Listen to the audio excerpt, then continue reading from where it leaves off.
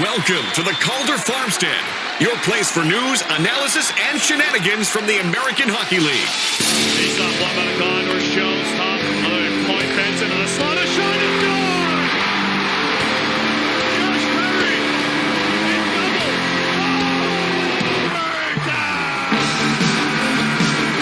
left point, long drive, save, Kinetic, what a stop by Matisse with the left pad! Oh, there was a scramble in front of the net, and denied was Matt Schicker by a miraculous piece of net binding by Matisse Kinetic. Leader from the red line sends it in. Hofer into his net. He stops it. Hofer looking. Hofer firing toward the empty net. He scores! Are you kidding me? Joel Hofer, a goalie goal in the Calder Cup playoffs. And now, with 9 minutes gone in overtime, the Bears breaking out. Right side with Fair. Looks like cutting to the net. Fair, and let's go! He scored! He scored! It's over!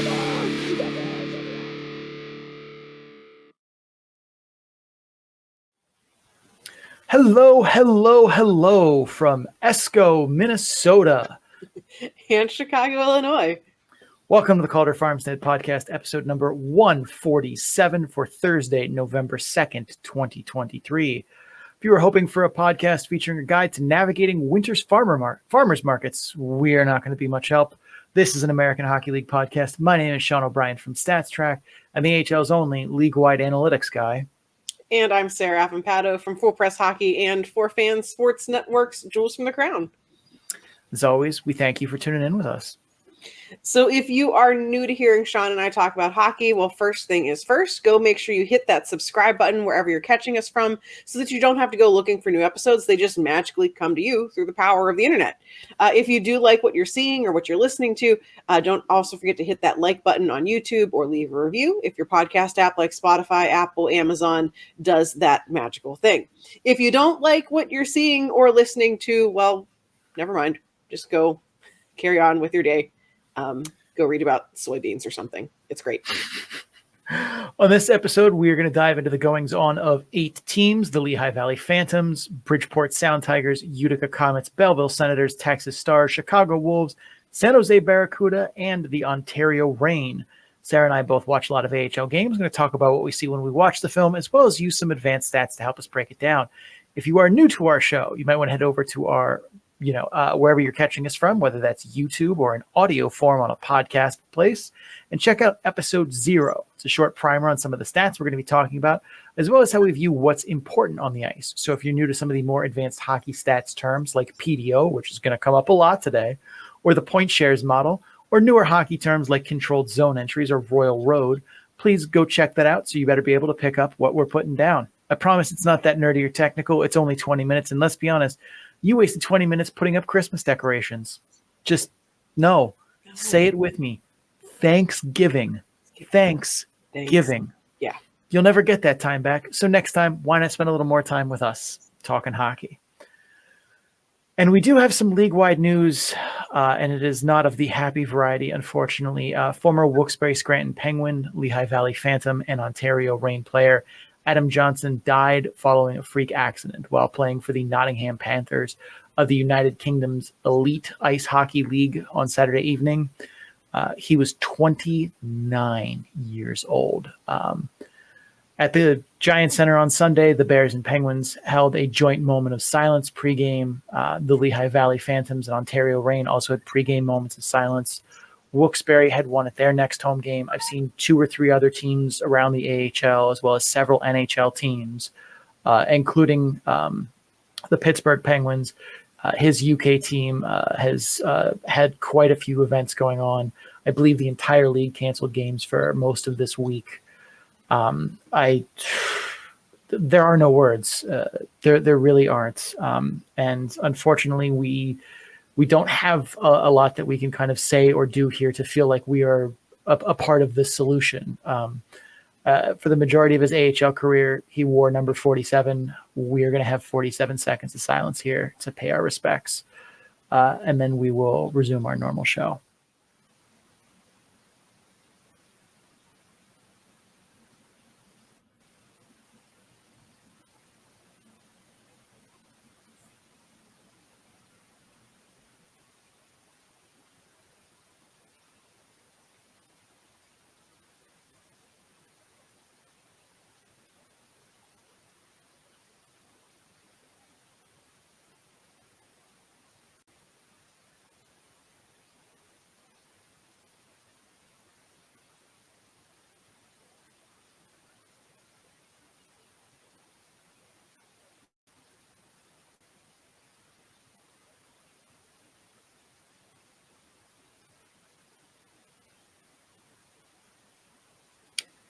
Thank you. We'll be right back.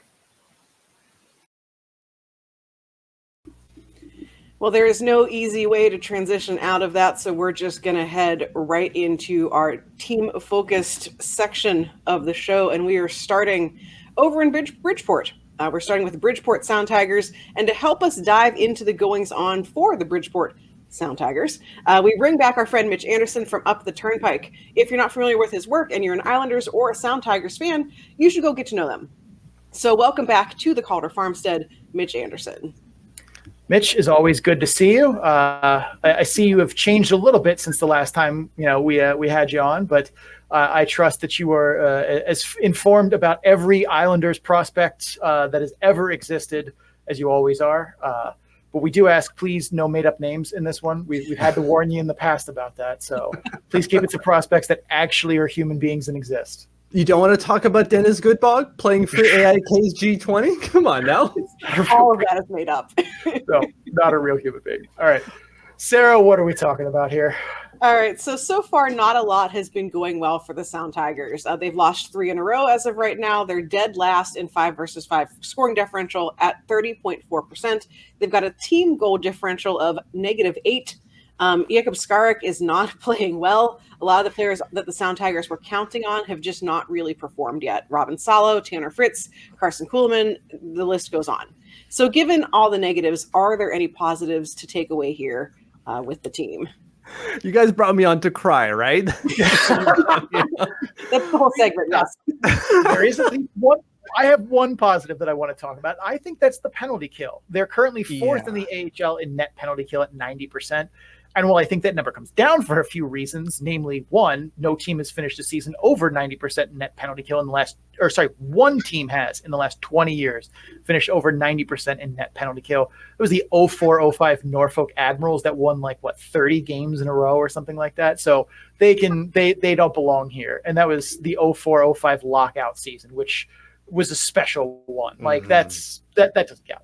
Two, second reason is because while I think they've looked good, the Sound Tigers have also gotten some lucky breaks on the PK a few times. I think Charlotte hit 3 posts on the power play in their weekend series. Those didn't go in. Man, it's the goalie playing his angle. It's the only shot he gave him. The Grand Fear special. But the Sound Tigers have also managed to negate penalty kills by drawing a penalty during that time. And while drawing penalties isn't a random occurrence, there's some intention behind it. But teams are also a lot less likely to take penalties on their own power play. So I think those instances likely don't happen that much down the road and force Bridgeport to actually kill the full 2 minutes. All of that being said, I've been pleased with what I've seen for the most part from the Bridgeport penalty kill on film.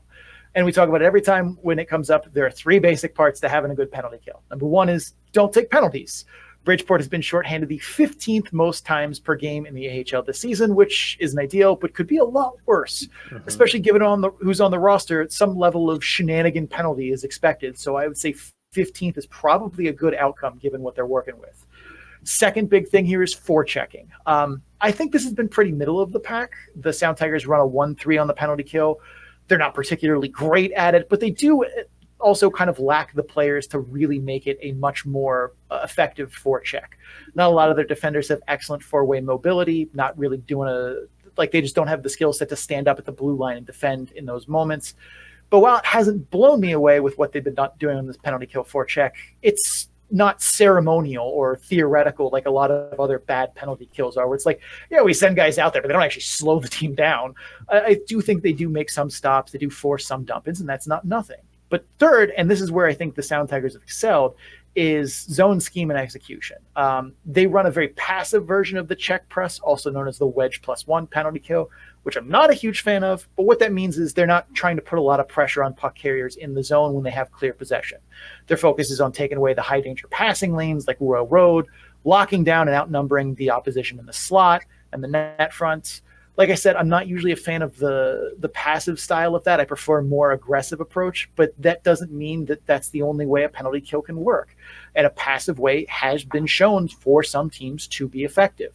And I think that's where the Sound Tigers have shown that it can work. They're very disciplined in getting sticks in passing lanes, bodies in shooting lanes. They blocked a ton of shots and forced most of the action against Charlotte and other teams recently to stay to the outside of the boards because they had the coverage locked down and tight in the interior, which is the high danger area. The Sound Tigers also doesn't, just because they play a passive style doesn't mean they're always passive too. They have pressure cues, like if one of the opponents bobbles a pass or doesn't have a clear play, they'll send pressure. If they're below the goal line, they'll occasionally send double teams down there to try and force that puck to a turnover because they know that there's only so many places you can go with the pass from below the goal line. But that discipline in zone of when to press and when to make sure they're clogging up lanes, that's what's powering the penalty kill in Bridgeport right now. More adjustments to the forecheck and some discussions on discipline could help make it better.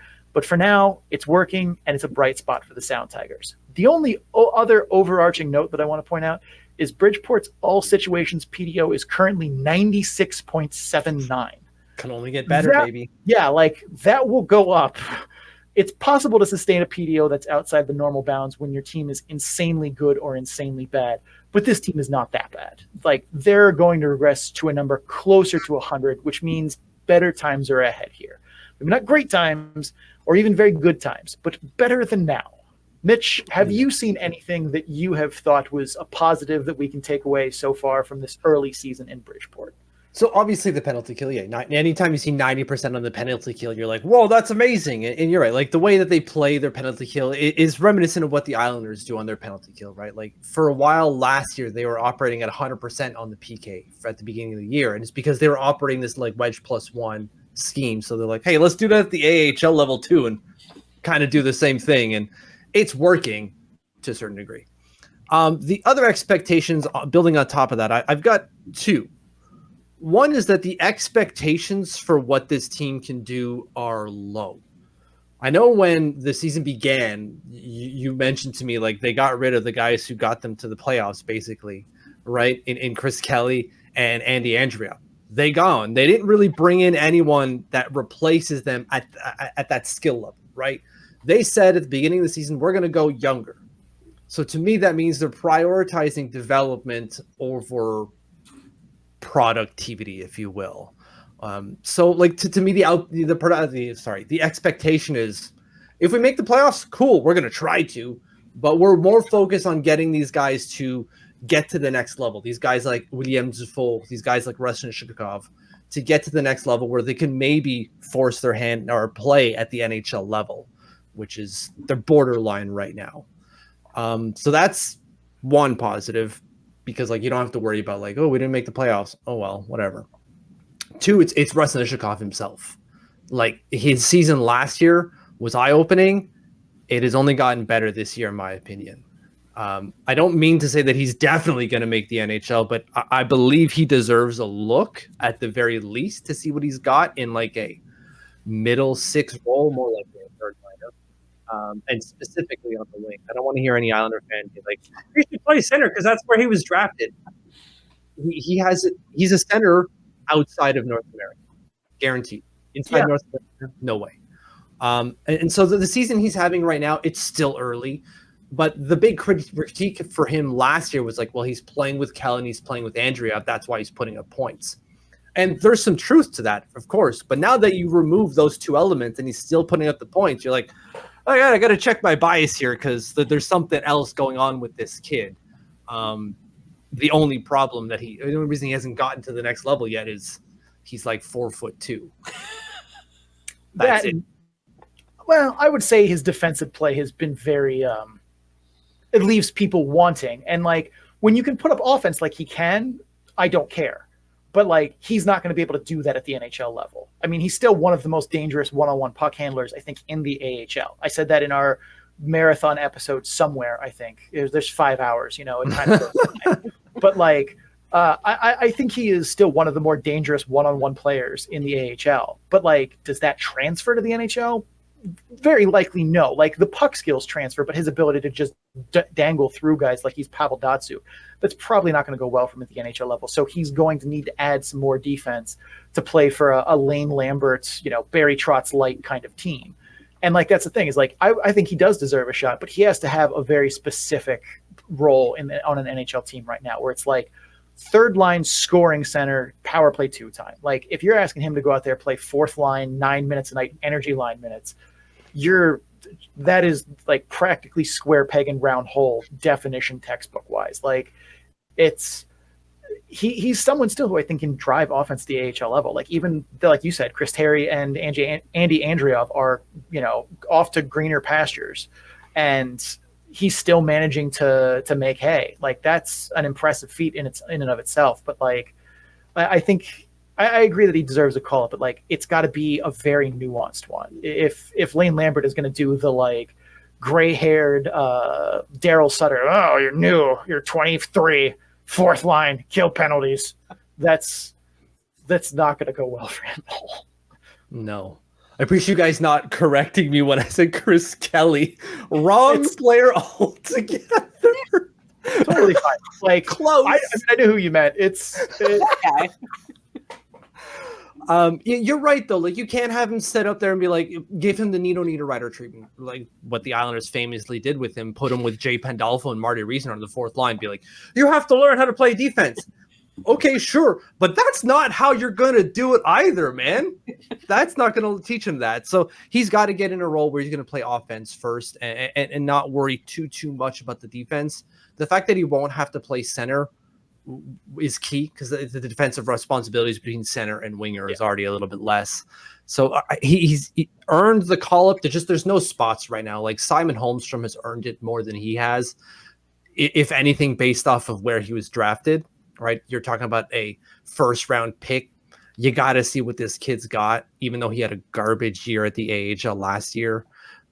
So I understand why he hasn't got a call up yet. It's just he's one of those guys where it's so close. The second there's an injury to the middle six, in my opinion. But yeah, we shall see. And so that to me is the two positives for this year. It's like the expectations in terms of where they're going to go at the end of the season, low. Kowalski just make these guys NHLers please, and Russ in the Chicago. That's it for now.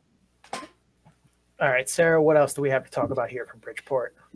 So I wanted to take a little bit of a closer look at a player who maybe isn't quite living up to expectations on the team, and that's Carson Kuhlman. He's got 0 points in 7 games, despite being an NHL regular over the last 2 seasons.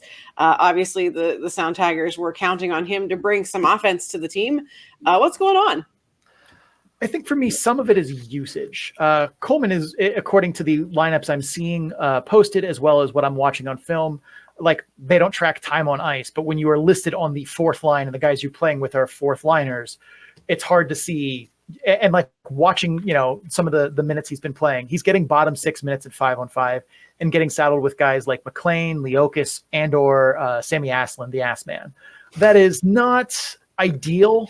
He's getting power play time, but on the second unit. And I'm shocked to make this observation, but it doesn't seem like the Sound Tigers are evenly splitting their power play time between 2 units, which is usually smart. You load up that first unit, you let them have 1:30 or 2 minutes.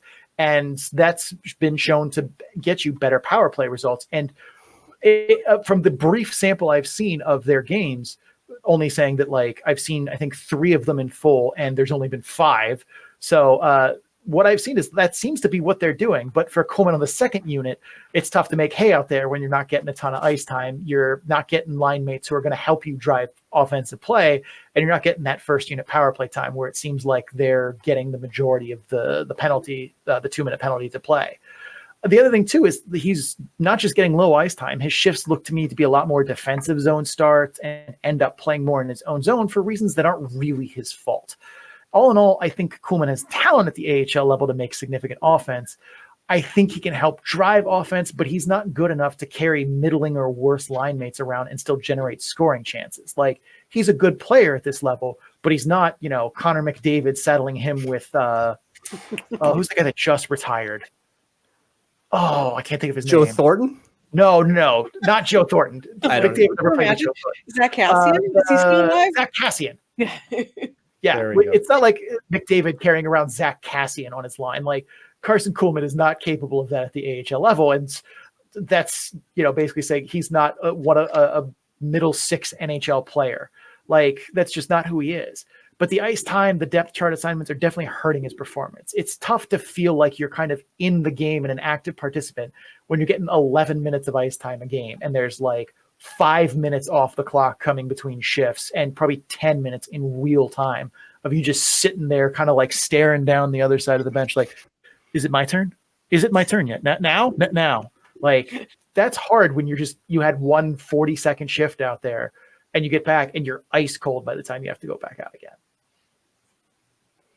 Yeah, so like I guess with Kuhlman, you're right. Like there's some deployment issues. I just wonder if that was part of the conversation when they signed him, right? Like when they brought him in, did they really expect like, well, you played X number of games between Seattle and Winnipeg last year, and you put up like a handful of points at the NHL level. That means you should put up 2 handful of points at the AHL level. That's not really how it translates, right?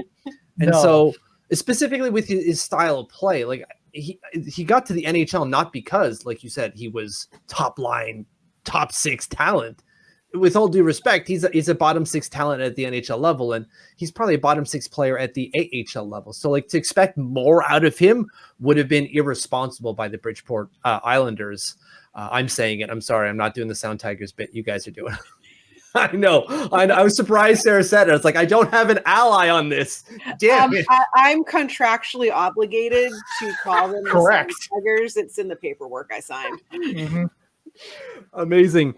But it's just one of those guys where you're right. Like even if you have 0 points on the board in 7 games, like that's still not great. Kyle McLean's got 4, guys. He's got 4 points. The point per game Kyle McLean is obviously gone now, but still he's got 4 points up on the board. And you're looking at Carson Kuhlman saying, like, while you aren't necessarily a top 6 player, you're still a guy who played a handful of games, maybe not even a double handful of games, let's say at the NHL level last year. We expect something, some sort of offensive pulse, even if it's on the 4th line. The fact that we're not getting it is rough, but I think it speaks to what you're saying, Sean, in terms of him being a dependent player and not an independent player. What he brings to the line adds to what is already there, right? A complementary piece to that line rather than I'm going to drive that line single-handedly and help the guys around me. That's just not who he is.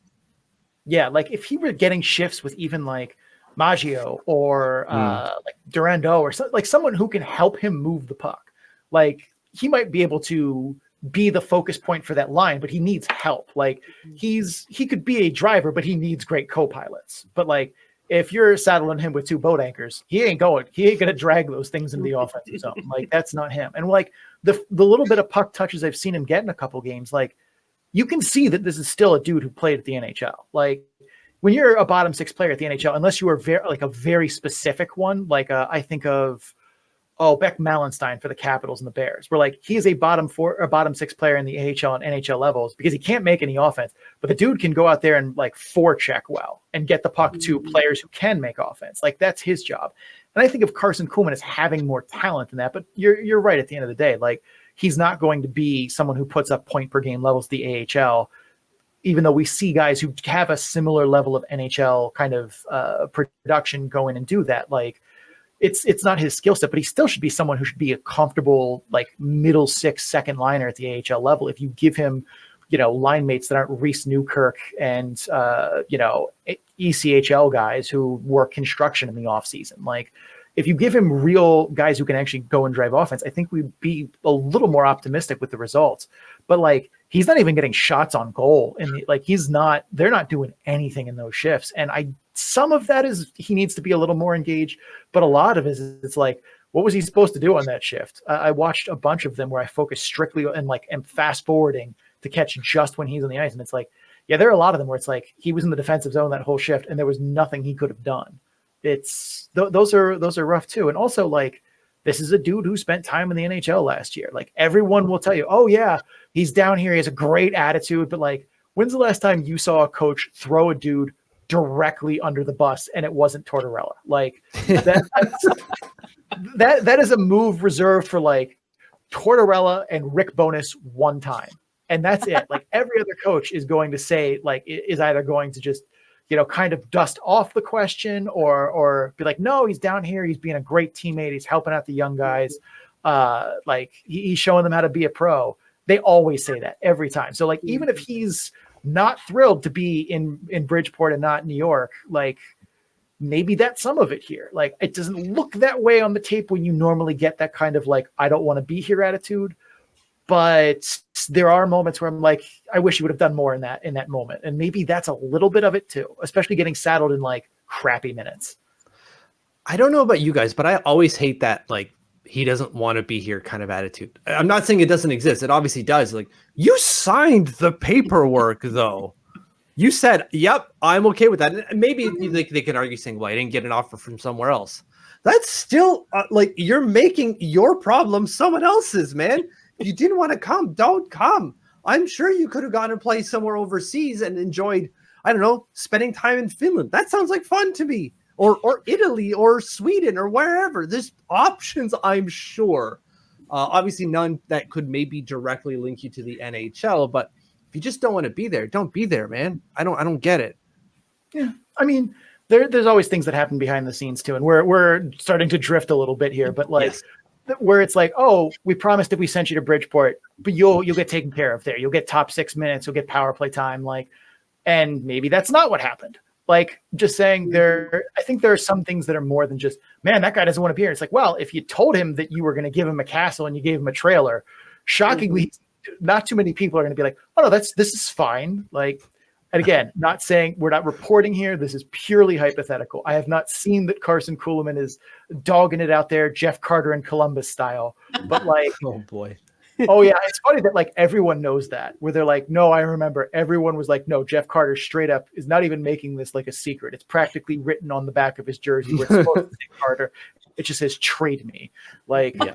He's not doing that, but I definitely think, he's not shown in the shifts that I've seen. Like, he's out there and just skating his legs off, like he's out there trying to make it work. But at some point too, like, you got to feel for a guy who's like, yep, your line mates that are a guy we called up from the ECHL and someone who will be running his own construction company in 3 years. Like, if you're a professional hockey player who was in Seattle last year for the playoff run or in the NHL at all, like that's a hard pill to swallow. So I'm hoping that eventually he manages to get a little bit more respectable looks here for a guy who I feel like deserves them. But those are my decisions to make. That's right. All right, Mitch, before we send you home here, any final thoughts here on the Sound Tigers or the prospect pipeline at large? Again, please use real players only.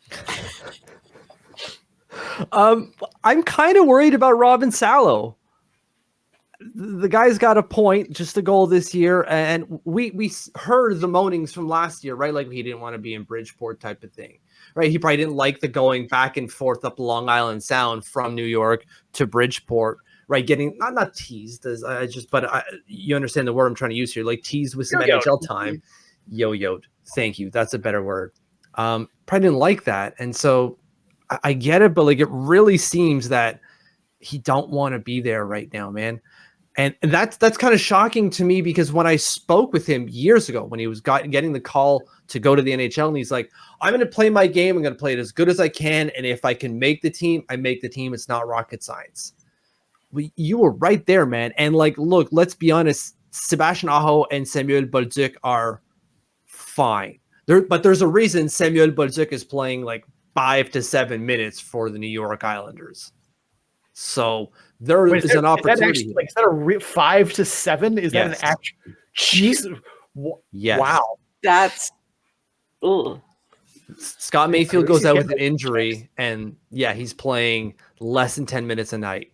He might have got 11 the other day against Detroit, maybe. That's gross. Yeah, so you're like, they don't trust this guy to be out there half as long as a standard defenseman.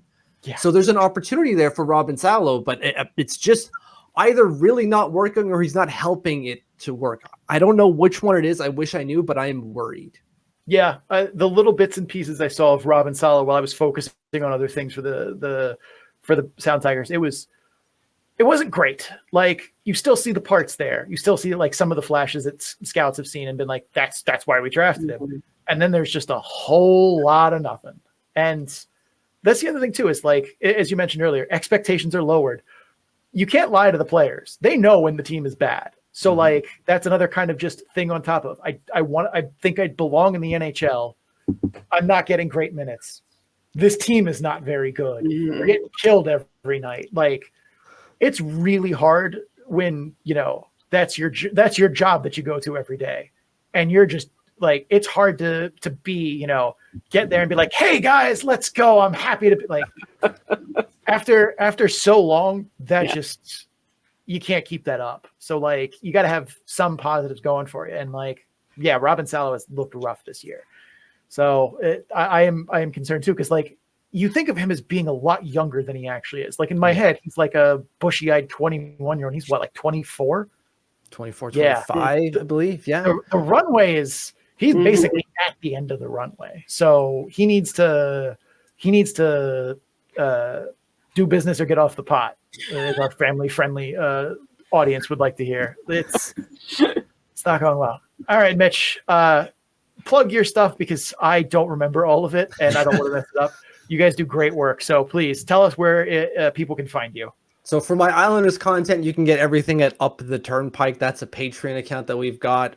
We do podcasts, video casts, live chats, everything about the New York Islanders, as well as the Bridgeport Islanders and the Islanders prospect pool. Every day of the week from Monday through Friday, you're getting something on that Patreon channel. All you need to do is spend $5 a month. That's it. We got over 120 now. So come on and join the fun. You can also get just my general NHL content at oddshark.com. That's it. That's my whole spiel. All right, Mitch, thank you so much for joining us. Thanks for having me. You got to be our first guest in the Sarah and Sean era. So we will make sure that we have you on again the next time we spin around the Bridgeport, and hopefully we will have more positive things to talk about. PDO back to 100, baby. That's the goal. All right. Take it easy, Mitch. Bye, guys. Bye. All right, one last thank you to Mitch Anderson from Up The Turnpike. We are going to move on here and talk about the Lehigh Valley Phantoms. Sarah, when we put our Outlook episode together, we noted a lot of teams were being overly impacted by a somewhat unusual NHL shenanigan, which is keeping 3 goalies. Some of these were out of necessity. Some of these were more of a playing chicken with the Tampa Bay Lightning. Lehigh Valley was one of those teams, with the Flyers keeping Carter Hart, Felix Sandstrom, and Samuel Ershaw. How is that going for the Phantoms, Sarah? Spoilers, not great. Right now, the Phantoms are 3-4-1. That puts them 6th in the Atlantic Division. I don't want to pin everything on the goalie carousel before we get into any of this. A lot is going not right for Lehigh Valley. We're going to look mostly at the goaltending today, but it's not just that. The power play is bad. 14.6%, 25th in the league. The penalty kill, not much better, 80%, 18th in the league. They have scored 20 goals total. That puts them tied for 18th in the league. Goals against 28, which is 27th in the league. So they're not scoring in general. They're not scoring on the power play. They're not keeping the puck out of the net in general. They're not keeping the puck out of the net in the penalty kill. There's just not a lot going right for them, that even if the goaltending wasn't a struggle, that they'd still be in an okay position. We've certainly seen lots of teams in any league at any level outscore their problems. You can have a terrible goaltender, but if you're putting up 6 goals a night, like that's a problem for future you. That's not what's happening with Lehigh Valley. So in goal, games so far have been split mostly evenly between Parker Gahagan. He has a 2-1 record, 2.34 goals against average, and Cal Peterson, who has a 1-3 record and 3.76 goals against average. Now, the 3 goalie carousel got a little more complicated because the Flyers of Philadelphia did just assign Felix Sandstrom to the AHL on a conditioning stint. Yes, that. He hasn't even played yet this season in the NHL. So this is one of those, oops, you've been sitting around for a while. Let's give you a fake conditioning stint to get you to go do something. Per the rules of this, he can't be loaned for more than 14 days. That loan just happened a couple days ago, so the clock's already ticking. He has played 1 game for the Phantoms where he lost, well, not he, the team lost in overtime. He saved 24 of 28 shots on goal. I'd love to be a fly in the wall for many reasons in the Flyers franchise organization. I would love to know what the rationale is behind what they're doing with their goaltending, aside from the Tampa Bay chicken scenario that we all know still exists, even though Tampa Bay is still like just doing okay with like 2 random dudes. That's a different problem. But, I just want to know, like, why not just keep Sandstrom in the NHL? Because you don't have to worry about the conditioning stint nonsense. You don't have to worry about waivers. Just keep him there. Reassign Samuel Urshon, who doesn't need waivers or this conditioning loan thing. Let him play in the AHL. Like, why are we doing this? It's not like Urshon was lighting it up in the NHL anyway. The few times that he got into the games didn't look great, which you would kind of expect from someone who is just getting their feet wet at that level. And now things are going to get more complicated potentially, because on Wednesday night, Carter Hart came out of the game for the Flyers with what the team is calling a mid-body injury. And so there's a chance that conditioning stint suddenly becomes a lot shorter for Felix Sandstrom if Carter Hart is going to be unable to go. And so then you wonder, does Sandstrom get called back up after this conditioning stint? Do the Flyers decide they want to at least call up Peterson, who hasn't been great, but at least has a good amount of NHL experience? Do they just go with Urshon, even though he's not great? They have made themselves a hole of their own choosing on this one. And we don't know, obviously, what the deal is with Carter Hart, but anytime you see a goalie get pulled in the middle of the game for some sort of nebulous injury, you immediately start wondering how that's going to trickle down. So this is already messy, and we're a couple weeks into the season. It's also not just goaltending that's giving the Phantoms lineup troubles. Louis Belpedio, Vic Mete have already been called up to the NHL. Those are both 2 experienced players who they haven't panned out at the NHL level, but they at least can be impact players at the AHL level. And so they have already been yanked up to Philadelphia. So any chance that the Phantoms had of relying on more experienced players to get things done, well, there goes 2 of them right out of your lineup. So everything's a mess. I'm sorry, Lehigh Valley. I think the other thing too is Jesus, Cal Peterson, what has become of ye? And the bigger one that I'm thinking here is that I just looked this up on Cap Friendly. Tampa is maxed out on roster spots right now. Mm-hmm. They have all 23 active.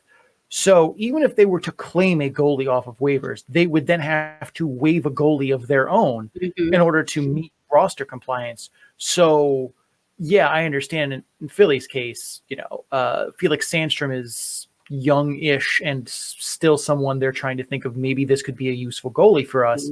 And basically doing a waiver trade of that for, say, Matt Tompkins is not ideal. Right. But, like, I don't know. I feel like this is a lot of GMs playing 3D chess with themselves over this, whereas I don't think Tampa goes and claims Felix Sandstrom in that spot. Like, I mean, obviously, if they waive Carter Hart, then we're talking different conversations. Maybe Samuel Urshon, who I don't think is a lock for an NHL goaltender at this point in his future.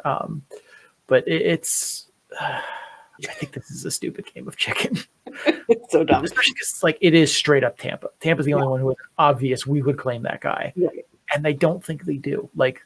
Jonas Johansson has by and large been fine. Yeah. Which I think we're all a little surprised by, but hey, whatever works. But all right.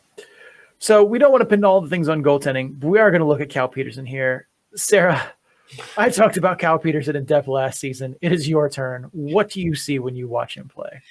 So for anyone new to the show or who's just tuned into this segment, I have covered the Los Angeles Kings and by extension the Ontario Reign for many years now. So I have seen Cal Peterson at his best and his worst. And some of those have happened in the same, stretch of games. So I decided to take a look at his first game for the Phantoms, which was a 5-3 loss, which included 2 goals against in just over the first 3 minutes of play. So yeah, that's the face I made. So what I'm seeing from him in just this one game, so obviously small sample size. I haven't watched all however many games he played. But what I'm seeing is not much different from Cal Peterson of the last season with the Kings and the Reign, which is not necessarily a great thing for Phantoms fans. So again, 5 goals against in this game. Gonna just take a quick look at each of them. The first goal against, the Phantoms turned the puck over in their own zone, so that's bad in the first place, leading to just pretty extended zone time for Cleveland. There was a wraparound attempt that was stopped. The rebound came right out to Trey Fix-Wolansky, who scores. Peterson seemed to track that puck pretty well, but he doesn't get his glove hand in position to make the stop. It just sort of sails in past him. Goal number 2, it bounces off of Carson Meyer and in. That's going to happen to every goaltender. I don't care about this goal. It happened.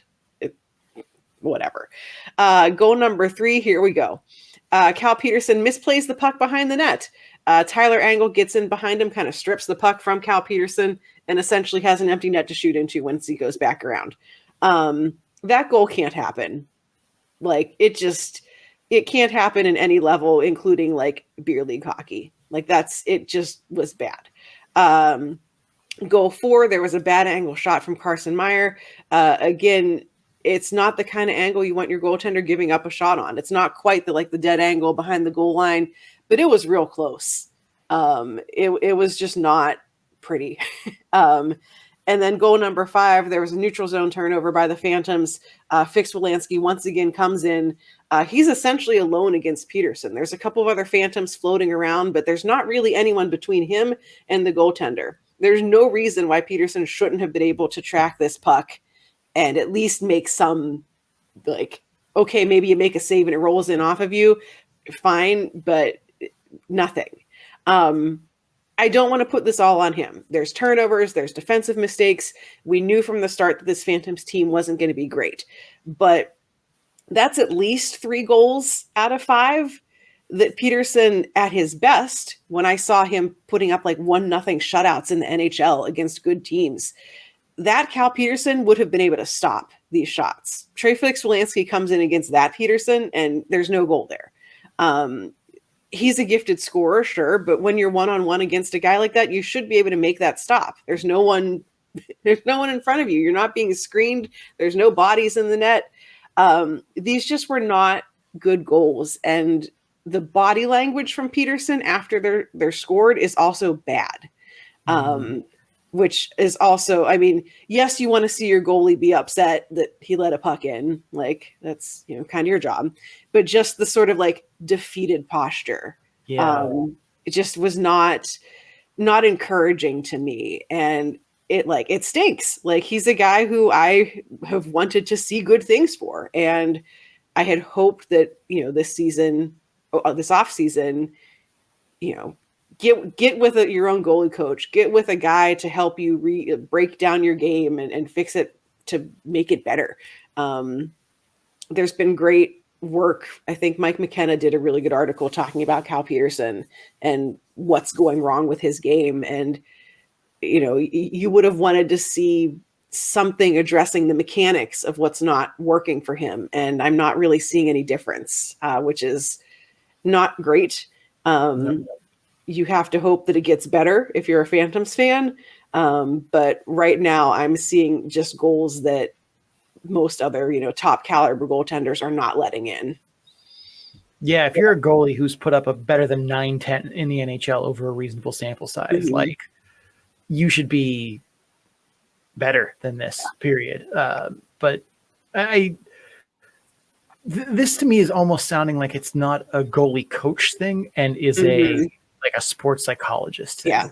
And that's not shocking, is I honestly believe that most good qualified sports psychologists are a huge boost. And there are a lot of players at the top levels that use them. Yeah. They don't all do it openly out in public. I know Nathan McKinnon has said that he used one that changed a lot in his game. If anybody watched the quarterback documentary on Netflix, there are several scenes of Kirk Cousins talking to the Vikings sports psychologists. I honestly, this seems like a scenario for that where, don't get me wrong, there are definitely mechanical things going on here, but right. I think at some point either we're going to have to find a goalie coach that just speaks his language better, or this is not going to get fixed. And unfortunately, it's starting to look like that latter one. Yeah. Which that's also a really hard spot too. Cause currently the Flyers organization is not developing a goaltender. Like, Right. if Hal Peterson is not going to get this back on track, their other goalie, whose name I just lost, Parker Gahagan. Gahagan is not getting developed. So this is a place where you should put Samuel Ershaw, or unbelievably, as soon as you said conditioning center, like, are we really doing this? Yes. And if I remember correctly on those, and I'm doing this from memory, you get 14 days or 3 games, whichever one is longer. I think and so, you yeah. petition the league for an additional 2 games. So you can get a max of 5. But which teams seem to not do that often, which I'm always surprised by. Because, like, I imagine that the petition process is pretty informal. It's like, hey, can we have 2 more games? Right, okay. Now. Yeah. Like, there's a lot of just goofiness happening here. And I understand, too, the Flyers are not trying to win. Right. So but there is that aspect to it. But, like, this feels like words I can't say on this show for the sake of words I can't say on this show. Like, this feels like screwing around for the sake of screwing around and not actually accomplishing anything. But let's move on. Let us talk about the Utica Comets. Sarah, life has not been easy for the Utica Comets as they struggle to pull out of a slow start early in the season. Where do things stand so far for the Comets? So right now they are a very symmetrical 2-2-2 on the season. That puts them in 6th in the North. They do have a couple of fancy wins. Their wins are a 4-2 win over Syracuse and a 4-1 win over Laval. Not to discount any win. A win is a win. Doesn't matter how you get it. But we've talked last week about Laval's significant problems in terms of goaltending. We'll touch on that a little bit more in the next section as well, as we look at take a little bit deeper of a dive into one player. But that hasn't changed over the course of the week. Laval suddenly didn't get significantly better goaltending since last week. So a 4-1 win over Laval, that's 2 points. But you kind of won over a team that didn't give you much of a challenge. So, that's good that you won. I'd be more concerned if they lost against Laval. But I don't know how much it tells us about Utica. The good thing for Utica is that they're not necessarily getting blown out. Of their 4 losses, 2 of them came in overtime. One was a regulation 1-goal loss. There was 1 3-goal loss in there, which was kind of ugly. But for the most part, you got to overtime. That's more than some teams are getting. The biggest concern, though, that I have with Utica so far is slow starts.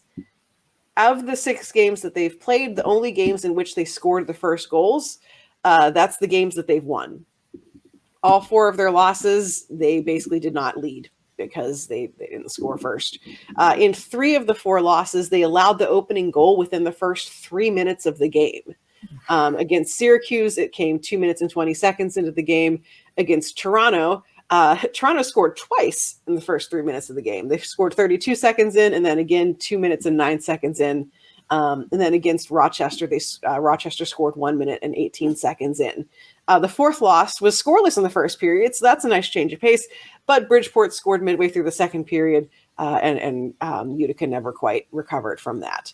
Even in the win against Laval, which again, it's a 4-1 win, that's a pretty resounding, solid win. They still started slow. They got outshot 9-4 in the first period. 2 of those 4 shots from Utica came on the power play.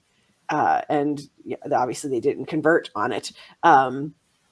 So even against a bad team, they're having a hard time being ready from puck drop. There's not a lot of urgency early in their game. They kind of get behind the 8 ball pretty quickly, and then things unravel from there. Not being ready for puck drop, I think, is as much of a coaching issue as it is a personnel issue. If you're the coach and you can't get your guys ready for when the guy drops the puck the first time, there's something going on. So I think it's going to be worth keeping an eye on to see if these slow starts continue for Utica, if they keep allowing the first goal, if they keep letting things get out of hand quickly, how does the coaching staff respond to this? How does the coaching staff get their players to buy into whatever this system is, to not have them suddenly realize halfway through the first period, oh, a hockey game started? They don't really have a lot of ability to keep momentum going at the starts of games that I've seen. And I think that is worrying, because if you're already behind 30 seconds into your game, that doesn't set a very good tone. And I think particularly on a team like this, where, I feel like you have a mix of experienced guys and younger players, but I just want to see a better environment. I want to see a better start, particularly for these young players that are on this team, to not be coming into somewhere where every game you're getting demoralized because you allowed 2 goals in 3 minutes, and now you might as well just pack it up because it doesn't seem like they have much of an ability to kind of overcome that early deficit. Especially too when, like, as Elliot Friedman on 32 Thoughts always like to say, you can't lie to the players. The players know. Yeah. And I think that's something important too, is like, I said this on the bench at the second intermission of my beer league game. We were winning 3-2, and the goaltender we were playing was the best in our league. And I said to our bench, I'm like, guys, we are not putting a 4th goal past him. So we need to make sure that we hold on to this lead, because we ain't winning if we don't. And sure enough, we did not win that game. But like, that's kind of the notion of, like, you're down 0-2. Well, we're not scoring. Like, this is not a team that scores 3 goals. Like, right. So that's hard, where it's like, I've had one shift maybe on the ice, and like this game already feels like it's over. Right. Without you. Like that's a rough place to be. And as a coaching staff, and we've talked glowingly about Kevin Dineen in the past, and hopefully will in the future. But right now, they have not been the team that they were when Kevin Dineen took over initially. Yeah. And yes, some of that is personnel. A lot of those players that were on that team, as we discussed in the season outlook marathon, aren't there anymore. Yeah. And a lot of the talent that's left has not been, at least I would say adequately replaced, but hasn't even been attempted to be replaced in many cases. Like, those guys are just gone, and their production is either going to be made by development from the Utes, or it's just going to evaporate. Right. In a lot of those cases, it's looking like it's evaporating. Yeah. But that kind of, self-defeating, like, it's already 2-0 and it's 3 minutes in the game. Like, oh, wow. That snowballs very quickly. Yeah. And you'll see that, if you don't do something to step up and challenge and make that correction as a coaching staff. That's how you get teams like San Diego last year, or San Jose 2 years ago, or San Jose somewhat this year, where it's like, this team is already, it's the second period, and you could tell this team is like, please just let us get out of this building. Like, I don't want to be here anymore. And I mean, for a place that's as rowdy and raucous and dies by that team and freaks out at every small turn like the Utica fan base does. Which, I mean, like, is that a wonderful experience? No, but at the same point, if they didn't, you would also say they don't care, and that's not right. But, yeah, like, the Utica faithful deserve better than that. Yeah. And I am in no way calling for Kevin Dineen's head in any manner. That's not going to happen. Yeah. But I think he might need to change his approach here with this team. Yeah. But also, as we've seen, when the NHL club is your direct boss, they can tie your hands pretty well. Like, our system that we play in New Jersey isn't working for what you have in Utica. That must suck to be you. Yep. Unless you plan on Troy Manning it out there, which don't recommend. No, we saw how that ended. Yeah. And that was before he was selling secrets. Like, then, you can easily make the argument, like, Kevin Dineen might be able to coach this team better if he had the freedom to play them how he saw fit. And other coaches do. Like, Carl Taylor clearly has that freedom in Milwaukee. If I will coach this team that I have, like, I will try and make my systems match you, but I'm not going to rely on that when my top line forward is Tanner Ruchinsky. So, but anyway, let's move on here. One player who's been making an impact earlier is Xavier Parent, who has 4 goals and 4 assists in 8. I'm sorry. I know that player. 4 and 4 in 8 games. He scored like 6 points last season. Yes. Okay. Sarah, how is this possible? This is not fitting into my understanding of this player here. Yeah, surprise. So yeah, he did spend most of last season in the ECHL. He put up 51 points in 50 games for Adirondack last year. So great in the ECHL. He also had a small taste of AHL life last year, 6 points in 14 regular season games with Utica, and then 4 points in 5 playoff games. He has started the season pretty strong, though, as if he's saying, no, please do not ever send me back to Adirondack or wherever you find room for me. I don't want to go. Please keep me in Utica. Great for him. He has been on a hot streak right now. He has 7 points in his last 3 games. On Wednesday, he recorded a hat trick against Laval, which, again, as we talked about earlier, Laval's a little bit low-hanging fruit, but a hat trick's a hat trick. And he was also playing against a hometown crowd because he was born in Laval. So a little extra motivation maybe for him in this game. I took a look at those 3 goals from his hat trick. The first goal, he basically is in alone against the goaltender Dobesh, who, look, we're not, again, here to talk about Laval, but I have literally no idea what the goaltender was doing on that goal. I want you to go watch this because I just don't know. Like, there was some real, like, Gumby, like, just positioning happening. It wasn't good. Nice one for Xavier Parent, though, who got booed by his hometown for his trouble. But again, he gets in alone against the goaltender. Puck goes in the net. Great job for him. Goal number 2 in his hat trick came about 3 minutes later. He's on the doorstep, essentially alone.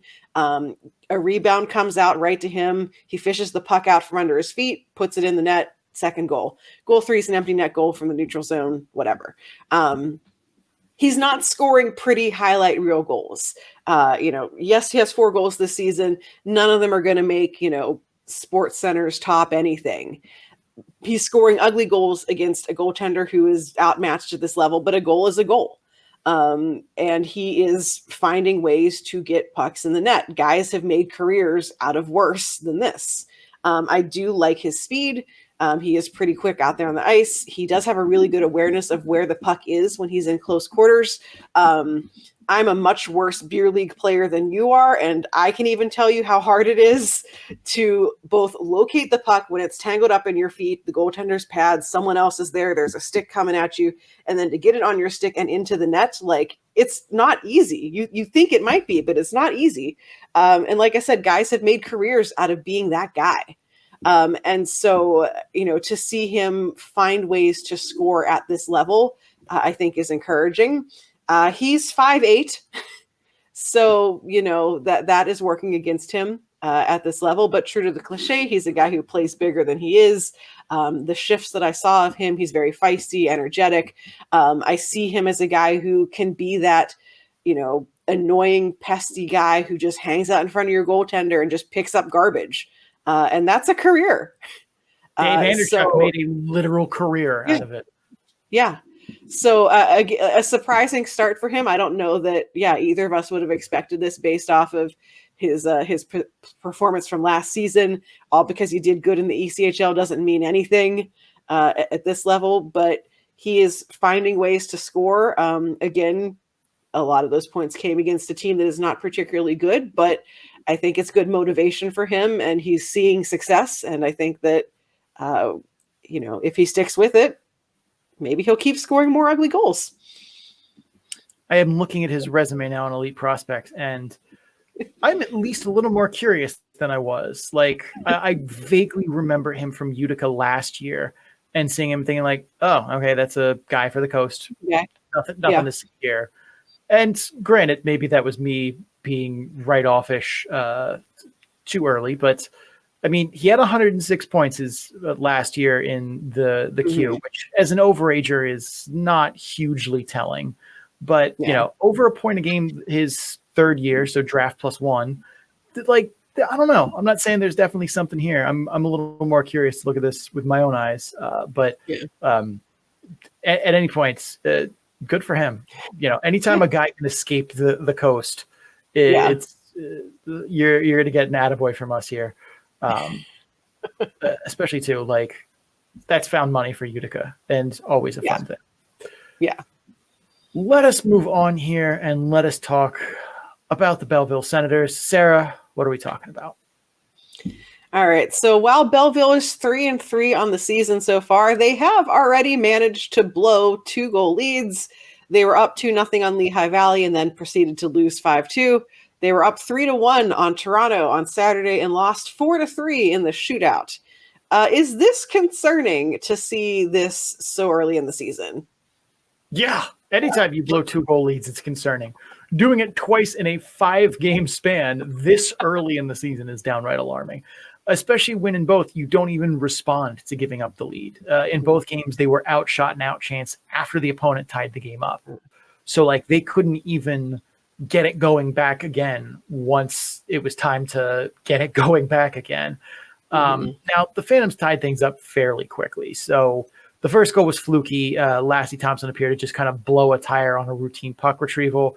Alexis Gendron just right there, little mini breakaway from the top of the circles. Bad luck moment, I think, for the Senators there. Giving up 2 shorthanded goals, though, especially in the manner that they happened. Both were instances of guys just not reading the play correctly and being aware there were threats behind them. That is a problem that needs correcting. Technically, the B-Sens gave up a third empty net shorthanded goal, but it's very much not the same thing here. The Marlies' first goal after being down 3-1 was fluky as well. Robertson hits the post, and the rebound goes right off the post, right to Alex Steves. Just, I could have scored that goal. You could have scored that goal. Stevie Wonder could have put that one in probably. But that's another one you can kind of just tally up for bad luck. The game-tying goal, though, was a defensive breakdown that just can't happen. The Marlies basically just basic puck movement caught Ostapchuk, McEwen, and Reinhart covering 2 players for the Marlies, Niemela and Marshall Rafai, high in the zone when they're supposed to be playing man-to-man. So basically, you have 3 guys who are supposed to be playing the man-to-man covering 2 guys, which is not how man-to-man works. Ryan McKinnon left his net front assignment to try and sprint out and cover Logan Shaw, who was wide open at the top of the circles, who one of those forwards was supposed to be covering. That left Lacy Thompson alone at the net front to cover both Alex Steves and Bobby McMahon. And yeah, that went about how you think it does. That kind of being outmanned at your net front rarely works out for you. And yes, we talk about sloppiness in the defensive zone as a staple of play in professional hockey early in the season as teams are still gelling, making adjustments, getting D-zone systems drilled into everyone. Clearly, Belleville needs a little bit more drilling there. But I'd like to think that as the season goes on, these things get cleaned up as well, as Belleville becomes a more consistent team in terms of execution and effort. As they've done a lot of Jekyll and Hyde so far this season. They beat Hershey 3-0 in the Bears home opener. They lost to Lehigh Valley after starting out 2-0. They battled to beat Laval 5-4, which, I mean, Laval can at least score, but man, shooter tutor starting against Utica, I think, this Friday night. They lost to Milwaukee 4-1. They came back in the third period to beat Toronto 2-1 in overtime. Then they blew the 3-1 lead to Toronto and lost in the shootout. Again, trying not to overreact to a 6-game sample here, but I am concerned about sounding the alarm and questioning the outlook of this team. But if we're still having these problems when we circle back around to Belleville in a few weeks, we can have alarm-sounding conversations then. But for right now, I'm concerned because I thought this team could be stronger out of the gates, and it's looking very mixed baggy. But this is still a team with a lot of young players on it, a lot of new faces, a head coach that's not a new head coach and not a new coach to them, but still it's new-ish. Like he is now the established coach going in the season, and that's always kind of a feeling out process. So it's something I want to monitor, but I am trying not to overreact to a 6-game sample here. It's early in the season, and as I'm pretty sure the episode title is going to be something about sloppy October. That is the nature of it. Is that sloppy October over for them? Probably not. We're probably going to make it into November a little bit with some sloppiness, but that should start to look more coherent in a week or so. So we're moving into Sloptember, is what you're telling me. Yeah. September. So it is still early in the season, but one player who has looked kind of inconsistently good, is Mads Mountain Sogard. What have you seen so far from him that has you concerned and not concerned? I think inconsistently good is a way to phrase it. He's played 4 full starts and 1 in relief where he played the majority of the game by like 5 minutes. 3 of those he finished with a save percentage over 970 and looked lights out in those, obviously. The game against Milwaukee, he let up 3 goals on 14 shots. I have not gone back and counted myself, but I struggle to believe that Milwaukee only got 15 total shots in that game. The 15th was an empty net goal, so that's why he only faced 14. But having seen that game, that does not mesh with what I saw, but again, did not sit there and count myself. I do have some life outside of this podcast and the work we do for it. But 2 of the 3 that he let up in that game, I hardly thought were his fault. Jankowski was all alone in the slot after a pass from behind the goal line got through. That's about as high danger a chance as they come. That one goes in, and you're like, okay, sure, that's fine. Well played, team. Igor Afanaseyev got a tip on the other from a point shot. If you're a goaltender and a shot gets tipped, you are just hoping that it hits you. Like, human reaction time is not fast enough to pick up and track a puck that got tipped 15 feet in front of you that's moving 90 miles an hour. Like, nope. You're just down like this and praying to God it hits you. That one did not his fault. The third one that Fedor Svechkov scored, I mean, the defense didn't do him any favors there, but you need to make that save. It looked like Sogard misread the shot on that one. It's not real clear from the replay angle because basically in Belleville, the replay angle is just a zoomed in version of the regular TV angle, more or less. And that's not super helpful in this analysis. But it looked like he misread the shot release because it seemed like he thought it was going low and looked surprised when it went over his shoulder. One of the big knocks against Sogard is his movement, though. He's been clunky at times, has a lot of extra pieces in his movement, which has kept him from kind of looking fluid.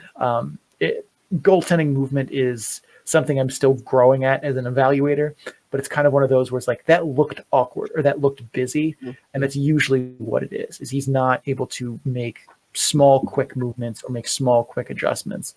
I mean, granted, he's massive, so moving that big frame is a bit more challenging, but I thought he made strides this year from what I've seen in just a little bit of film. It's not perfect by any means. He's still a project player, and I think he is still adjusting to the caliber of shooter he's facing at the AHL level, as well as guys not being as intimidated by the fact that he takes up so much of the net.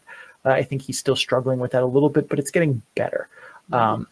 I've been pleased with what I've seen by him so far, but again, he is still a work in progress. All right, we're going to take a break, and after the break, we will get to Texas, Chicago, San Jose, and Ontario. If you were just here for an Eastern Conference team and this is your jumping off point, thank you for stopping by. Don't forget to subscribe wherever you're listening to us from so you get episodes in a timely fashion. Also, check us out on social media. Links to our social media and more can be found at our Linktree page at linktr.ee/the Calder Farmstead. We're going to run some ads, pay some bills. We will be right back. Stay tuned. All right, welcome back to the Calder Farmstead from wherever you are listening or watching this show. We are going to head now to the Western Conference, where we're going to start with the Texas Stars. The Stars so far, it's been a pretty up and down season for them. They got swept at the hands of Tucson, of all teams, to open the season. Then they won 3 road games in a Milwaukee-Chicago sandwich, which sounds delicious, ? Very much question mark, but okay. Concerningly delicious. I don't know. I live in Chicago, so I got to give it some credit. But anyway, they won those 3 road games and then dropped 2 in the extra innings against Manitoba. So very up and down. What do you make of this Texas team so far? It has been all over the place for sure. For starters, Texas already has 2 injuries that matter. One is Gavin Bayreuther, who injured his ankle and is having surgery. He's out long term. It would not shock me to not see him come back this season. Ankles are where skating power comes from, which doesn't make a lot of sense. But once you lose ankle flexibility, the ability to make your ankle make an angle, your skating is going to be hurt badly. And as a defenseman, skating is a little more important because you need to be able to pivot and turn and do all of those fancy things. So like, it wouldn't shock me to not see him again this season, which sucks because he played a whole one game. The other is Scott Reedy, who was hit by a puck in the arm on the 18th. He has not played since. I'm assuming that it's not broken, but that is an assumption because I haven't seen any reporting to say that it is. Just he hasn't played. He got hit in the arm. That's it. I imagine he's back sometime soon, but that's speculative. But there has been a lot of October sloppiness here. Quite a few goals against that are guys puck watching in the defensive zone. And there's Ashton Sauter wide open in the high slaughter. There's Brad Lambert with 3 defenders around him, but none actually covering him. There were also a bunch of odd man rushes they gave up against Chicago that were just not things on film that you're just like, guys, what are we doing? What did you think was happening here? The Jan Unique goal was the first goal of the season, and that was a dead angle goal against Remy Poirier, which he should feel some shame for. If you're unfamiliar with the term dead angle goal, it means the shot came from an angle that shouldn't be possible to score from because the goalie should be able to just take up all of the available space from that angle, making the shot dead. I personally like to think of dead angle a different way, where if you hung a dead person in the net, you should be able to score from that angle.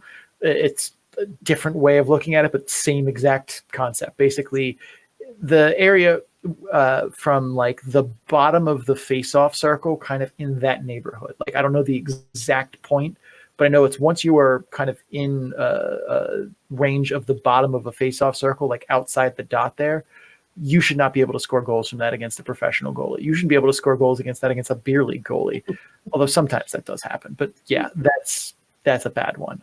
There's also been a lot of drama in this season and dramatic moments for Texas. They scored 2 goals with less than a minute left to go in the third period that either tied or won the game outright for them, including a Maverick Bork goal with less than 1 second left to send the game into OT. I don't know if you saw that one, Sarah. That was against Chicago and was that one was painful to watch Chicago's side of that, where it's like that has to be easily the most gut-wrenching way to lose a game.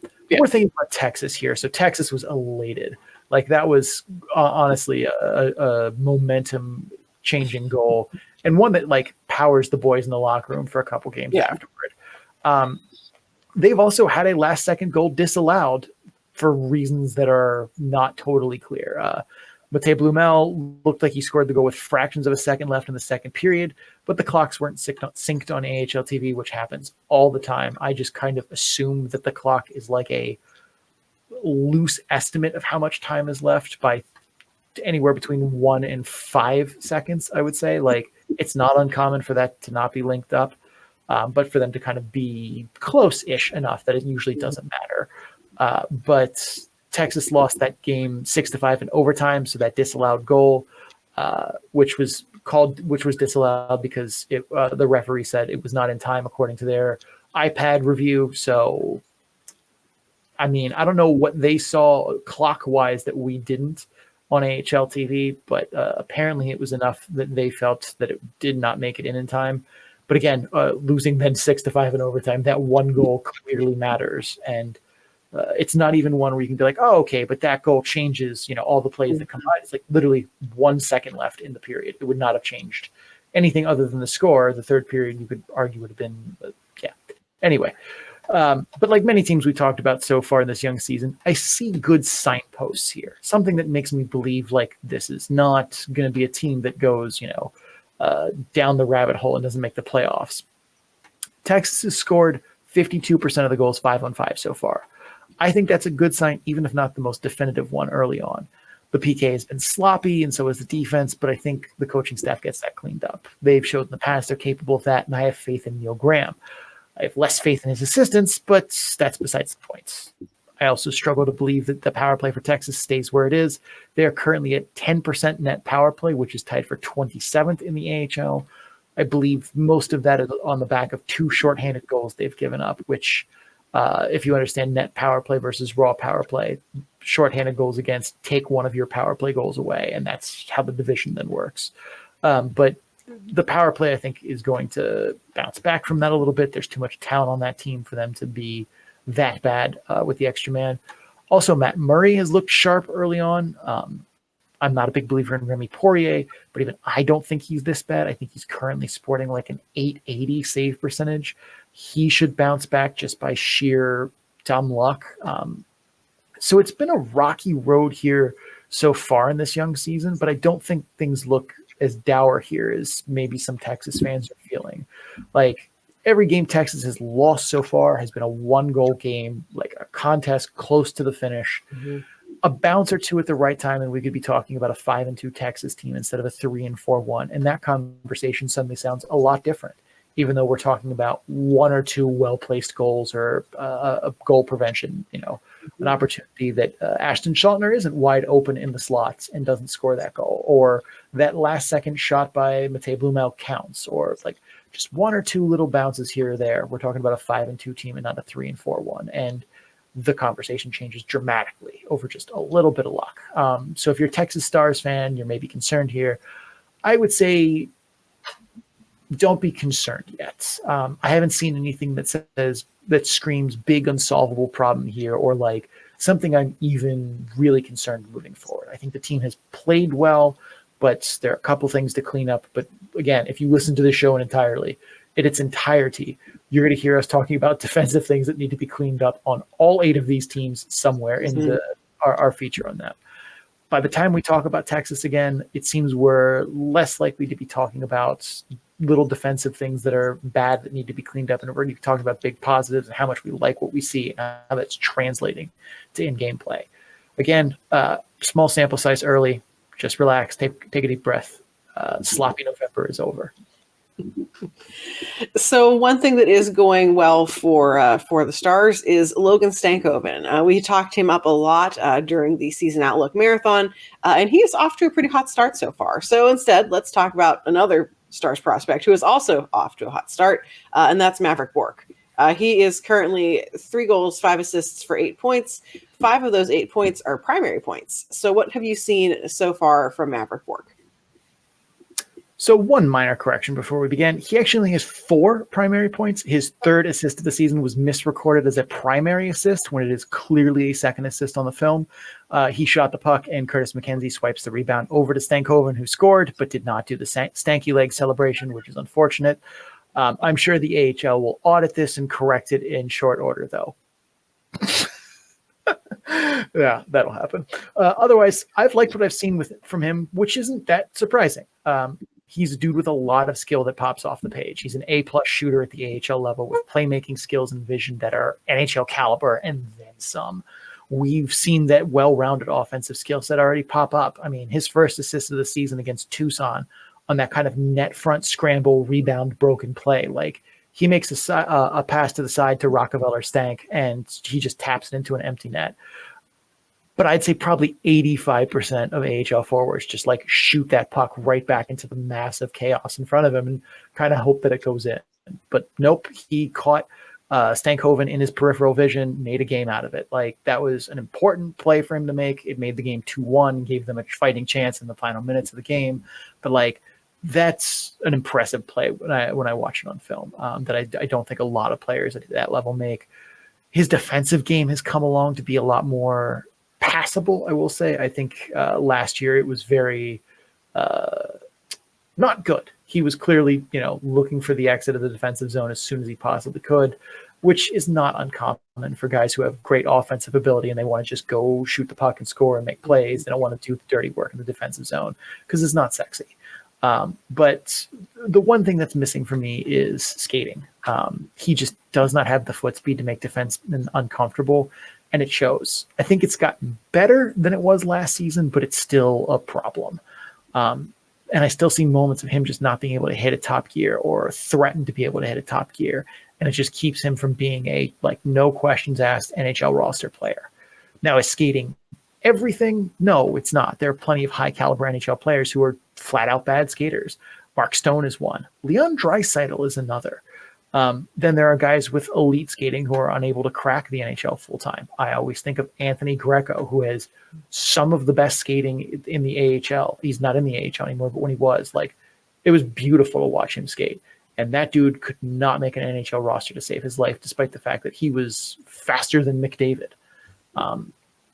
But an extra gear here, I think, from Maverick Bourque would really unlock a lot of new potential for him of how he's able to weaponize that. Because right now, that extra step he doesn't have is holding him back, I think, from being a full-fledged NHL player and an AHL graduate. But he still has a path to an NHL full-time job, but it is a harder one if he's not able to add a gear to his skating. All right, Sarah, we could talk about Texas more, but I think that is a good place to leave it. Let's move on to your hometown area, the Chicago Wolves. The Wolves went into the season with a lot of things on the side, big hopes about being able to exist free of the interference or tinkering or whatever you want to call it from an NHL parent club. The model liked this team a fair amount in our season outlook marathon. They've got a lot of experienced players. They are the oldest team in the AHL by like 4 years. It's really ridiculous. And they have guys who know what it takes to win at both the NHL and AHL level, but their record is not reflecting that. Sarah, what is going on here? Oh, yeah. So this is not exactly the great start that the Wolves are hoping for. They are currently 1-3-1-1, which puts them last in the Central Division, which is a very familiar spot for the Wolves if you watched them last year. The only win so far has come against Rockford, where they won 5-2. They've lost games to Milwaukee, Texas, Iowa, Cleveland. If you were just listening to the Texas segment, you'll know that Texas game was particularly brutal.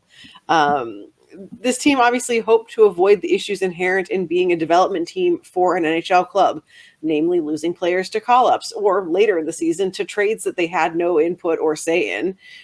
So the Wolves were hoping to miss out on all of that nonsense. However, they have also spent the early part of their season without goaltender Keith Kincaid, who they were hoping would be kind of their number one starter, veteran, experienced guy.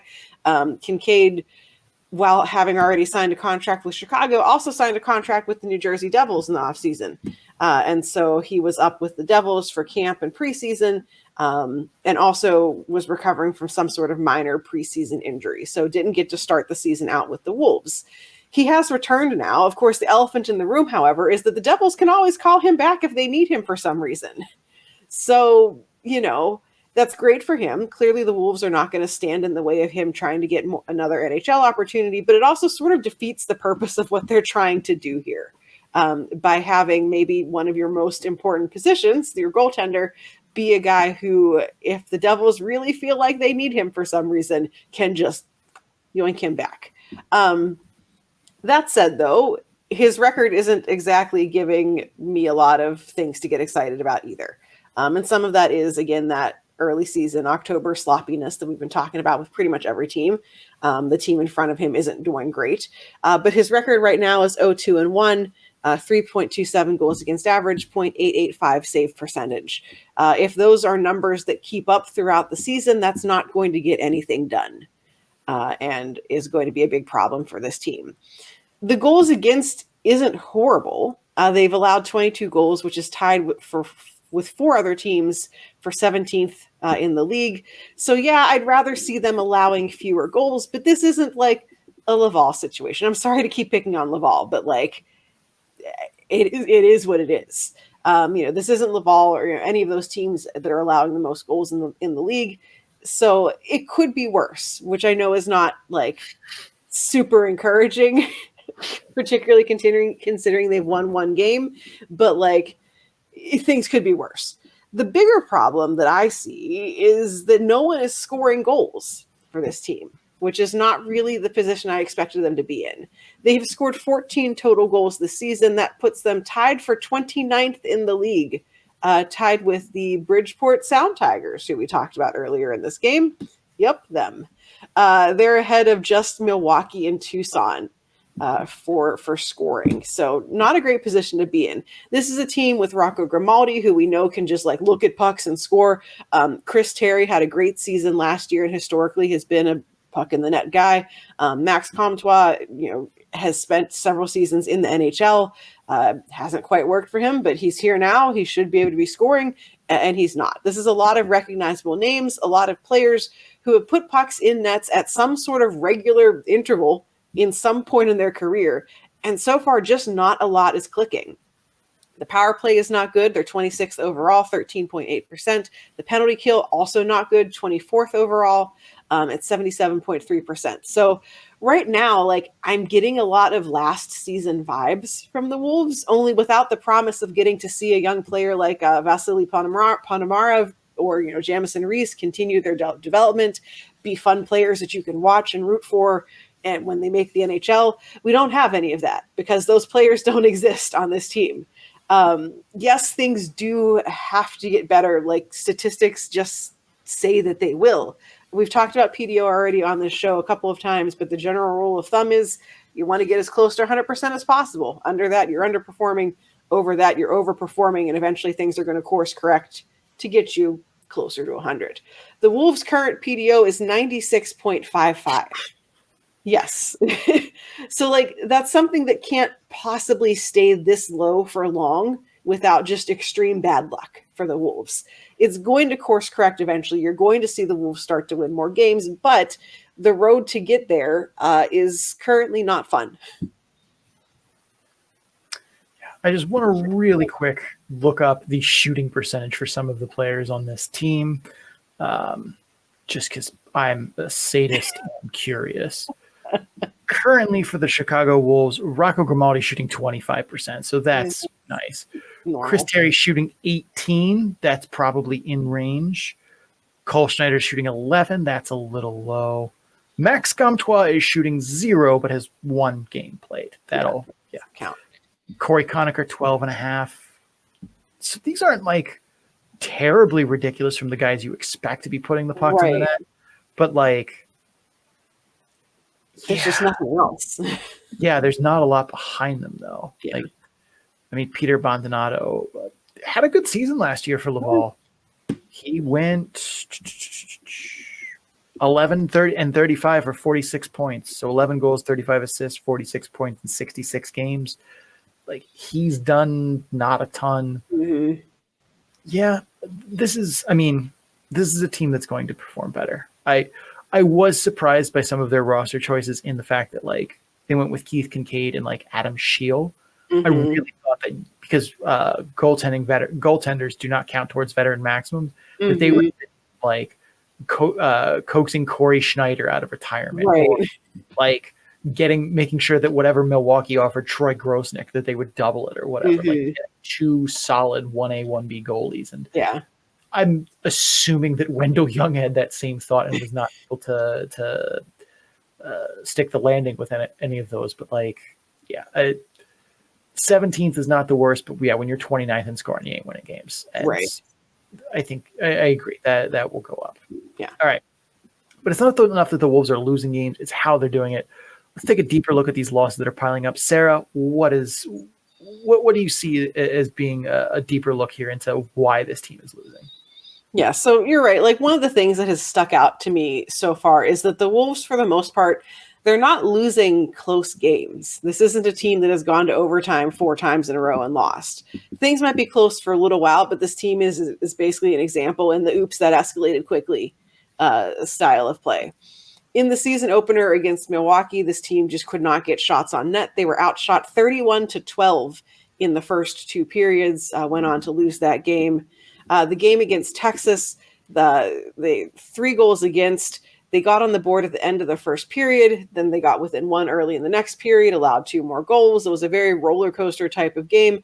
And once again, they were outshot vastly over the first 2 periods, 29-17. Game 2 against Texas, they had a 2-1 lead with less than 5 minutes left, literally 1 second left on the clock. Maverick Bork scores it to tie. The Wolves go on to lose in the shootout. We talked about this a little bit in the Texas section as well, but for as great as a motivator that was for the Texas Stars, that's just an absolute, like, killer for the Wolves. Just a terrible way to lose a game, just wrenching 1 second left and you lose. I don't blame them for losing in the shootout. Like, how do you bounce back from something like that? Against Iowa, the Wild scored a power play goal in the first 3 minutes of the game, and then the Wolves proceeded to get goal lead for the next 57 minutes by Jesper Wallstedt. 1-0 loss for the Wolves. In Cleveland, they went into the third period with a 3-3 tie, then proceeded to give up 3 goals in less than a minute of play, and then went on to lose 7-3 against Cleveland. So saying that they're finding ways to lose is an understatement. I mean, they're finding new and horrible ways to lose in all of these games. Again, hockey is sloppy this early in the year. I'm not going to make a long-term prediction on the Wolves based just on what we've seen in October. But there are just so many breakdowns that I'm seeing that it's impossible not to be at least slightly concerned. They do have a lot of players on their roster who can get stuff done. But, as we just talked about, you've got those top guys, the Grimaldis, Terrys, but there's not a lot under them. There's for all the depth that they have of players who on your average AHL team are, your middle bottom 6 guys. And you're like, oh yeah, that guy. It just isn't working here. There's not the supporting cast for all of those players. At this point, no one's really stepping up big other than Grimaldi. He's got 8 points in 6 games, 3 goals, 5 assists. And that's just who he is. That's what he does on essentially every team he has ever played on, is once he gets into a groove, he just looks at a puck and he scores. There's a lot of veteran players on this team. So there's not much of an excuse in my mind for things like what we saw against Cleveland. Allowing 3 goals in less than a minute or so of play is just not going to cut it. Like that's not acceptable for a team of young guys. It's not acceptable for a team made up of guys who you kind of have to squint to see how they don't fit the veteran rule kind of stuff. So it's very, very frustrating to watch. I think this team will be and should be better, but some of these losses are just incredibly unpleasant to have to look at. I think one thing that has been under the radar that I just even caught onto right now is we talk about so many of the other coaches in this league that were new head coaches. We talked about Matt McIlvain. We talked about, oh my God, the guy who replaced Tim Army, whose name is just blanking on me right now in Iowa. That guy. Yeah. We've talked about a lot of other new head coaches. And I don't think we talked about Bob Nardella at all. Bob Nardella got passed up for the head coaching job in Chicago last season because he had no head coaching experience. He'd only been an assistant coach and only in Chicago. And we're all happy that he got an opportunity to be a head coach. He is a first-time head coach. And that's a different set of responsibilities and demeanor and the way you kind of have to carry yourself and act than being an assistant coach. They also don't have a full coaching staff that is normally 1 head coach, 2 assistants, a video, and a goalie coach. They are down 1 assistant. And while that might not seem like anything to your casual observer, there is a full workload for all 5 of those people. That is not something where it's like, oh, we only have 4 sets of hands instead of 5. How much different could that be? A lot. Yeah. It's a whole lot. If you notice, the teams that haven't in the past had a full coaching staff weren't very successful. That's Wilkes-Barre, Scranton, and Bridgeport. That definitely is playing a factor here because you have a brand new head coach and 1 assistant coach. So you're behind it a little bit. And that is a surprising thing to me. I don't know why Chicago did not hire a second assistant coach, but the fact that is going to be a stressing point for them of having too much work for 4 people is not ideal.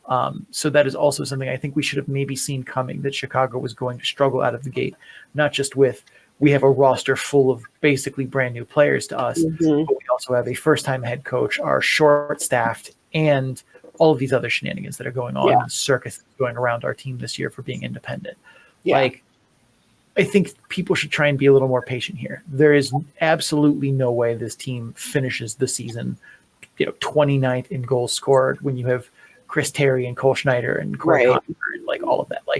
That will work itself out. As Sarah said, their PDO is in the mid-90s. That ain't staying that way. I have to imagine Keith Kincaid is a better goaltender than this. I don't think New Jersey comes knocking again. Now that Nick Dawes is getting practice reps, I think. He was their emergency 5th backup or something like that. So I think that will probably not be a problem for them, but we talked about Keith Kincaid and not having the utmost confidence in him. So I think that is a good place to leave it. Let us move on. Next up in our trip through the Pacific is the San Jose Barracuda. And to help us out talking about the Barracuda today, we are bringing back a friend of the program. He contributes to Teal Town USA and the Teal Tinted Glasses podcast. So welcome back to the show, Kevin Lacy. Hey, Kevin, it's been a minute. Yeah. Just a bit.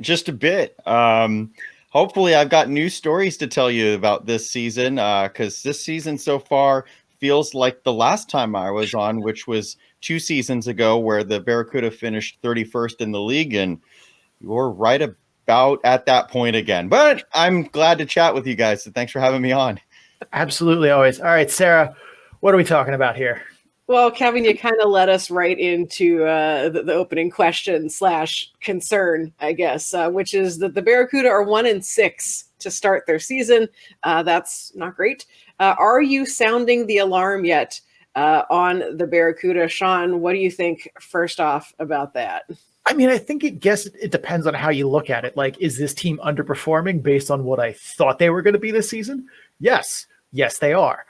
But there are some good signposts that at least make me think it might get better. But there's also is the context of, I didn't think this team was going to be very good to begin with. So, are we sounding the alarm on a team that's bad that I thought would be bad? I mean, that being said, let's discuss the alarm sounding parts first and come back and circle back to the hopeful parts so we can end on a happy place until Kevin chimes in which case I feel confident this will get rain cloudy again, but here we go. I don't know which assistant coach, if it's Louis Maas or Kyle Hagel, is responsible for the penalty kill, but they need to be putting in the OT, getting more meetings, some more video review, something. The Cuda penalty kill is genuinely painful to watch. Like, it physically hurts me. And it's beyond the pale of, sloppy October, which is a league-wide thing and has always probably been that way and will continue to be in future seasons. But this is a gong show. I have never seen penalty killers look so woefully ineffective. Like, passive penalty kills that attempt to kind of lock down the middle and let play happen on the outside can work. It's not how I choose. It's not my choice of penalty kill personally, but we literally just talked about how Bridgeport is doing it and doing it successfully at the top of the show. But San Jose has a level of passivity on their PK that borders on nonchalance. It's like they're being coached by a Comcast cable technician. Yeah, we'll get pressure on that puck carrier sometime between 3 p.m. and 9 p.m. Yeah. And the defensive play 5-on-5, especially in transition defending rush chances, has I think I've had to hit pause and go for a walk and come back. It's just been painful. I've frequently stopped the film of their games so far this season and wondered out loud, what are you even doing? The Riker Evans goal where he just casually skated by Valtteri Puoli, I think that actually made me stop and hit rewind 4 times to be like, no, he didn't even do a deke. He just kind of kept going down the wall. And what on God's earth were you doing there? Now, that got him scratched the next game, by the way, Valtteri Puoli. Yeah, that seems very fair. I would have sent him to Allen or Tulsa or something. But does that mean all the goals that have gone in are straight on the defense? No, it doesn't. The goaltending also terrible. And that was kind of our concern in the season outlook marathon. They have young goaltenders with almost no pro experience in North America, and that was always going to be a problem. And here we are just a short time later, and oh, look, the goaltending is being left out to dry. And on top of that is letting up Charmin soft goals on the regular. And that's killed the team so far, because even when they do get the offense going, their ability to close out games is non-existent because they can't just sit back and play defense with a 2-goal lead. They've had a 2-goal lead 4 times in this young season. They have lost 3 of those games. We talked about panic in Belleville, and they've only blown 2 2-goal leads.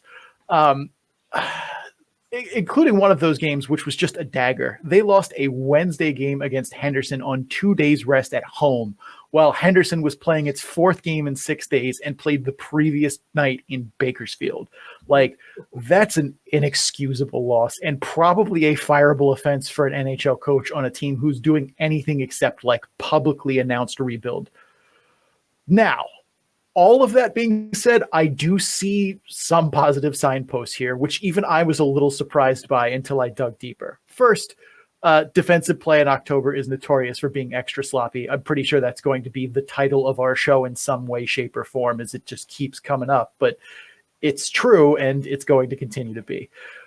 But that, you see that kind of sloppiness because guys on the roster didn't make it until to AHL training camp until the last days of it for a good portion of them. They were the last cuts at Sharks camp and were likely the most important players for the CUDA.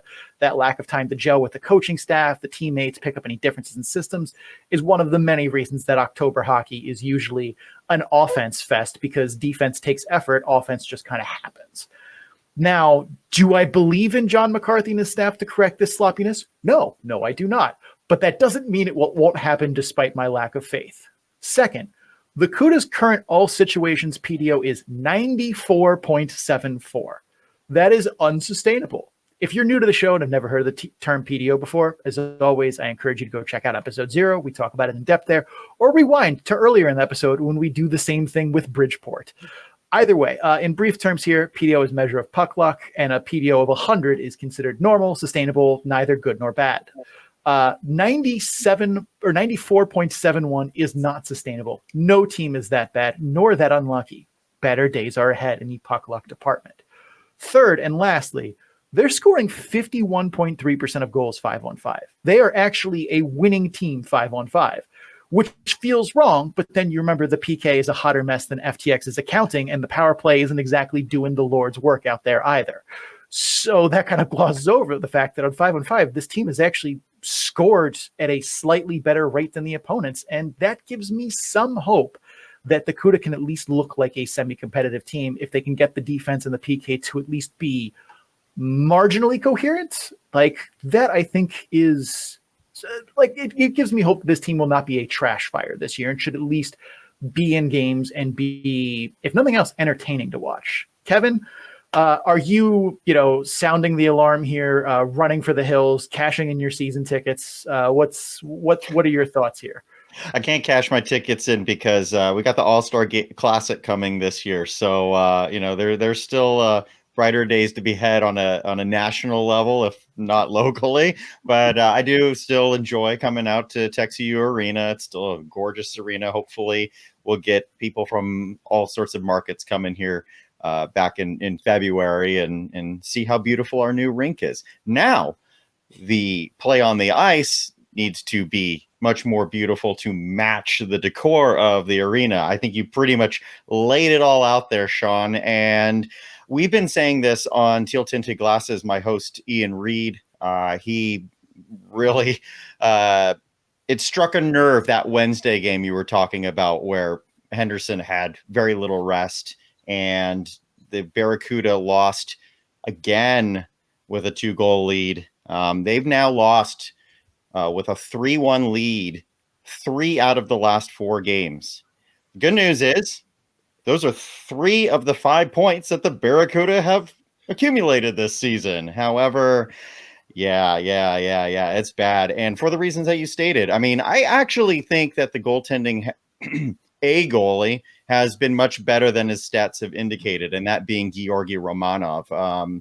I know that he was dealing with an illness, so to speak. He had an eye issue earlier last week, so that kept him out of what I would have expected to be a start, because you look at Magnus Krona's stats.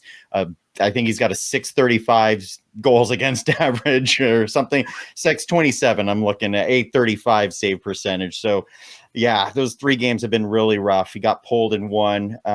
But defensively, both Ian and myself, we thought defense was not going to be the issue. Goaltending, sure. Forwards, sure. The Barracuda had almost no forward depth until mid-September when the Sharks brought in Justin Bailey, Tanner Kaspic, some other tryouts. It was like, oh, good, reinforcements finally that we were waiting for all off season. So I do think your point is valid about not having the time to gel. But on the flip side, the Sharks held almost everyone in camp until the very last minute. So theoretically, everyone should be on the same system, the same page. They basically had 3 full weeks to learn the Sharks way and the Barracuda way.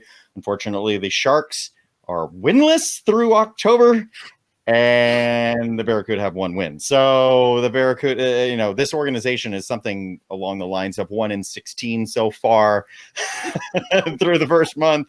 That's a rough ride. Wichita, our faith is in you. Boy. Oh boy.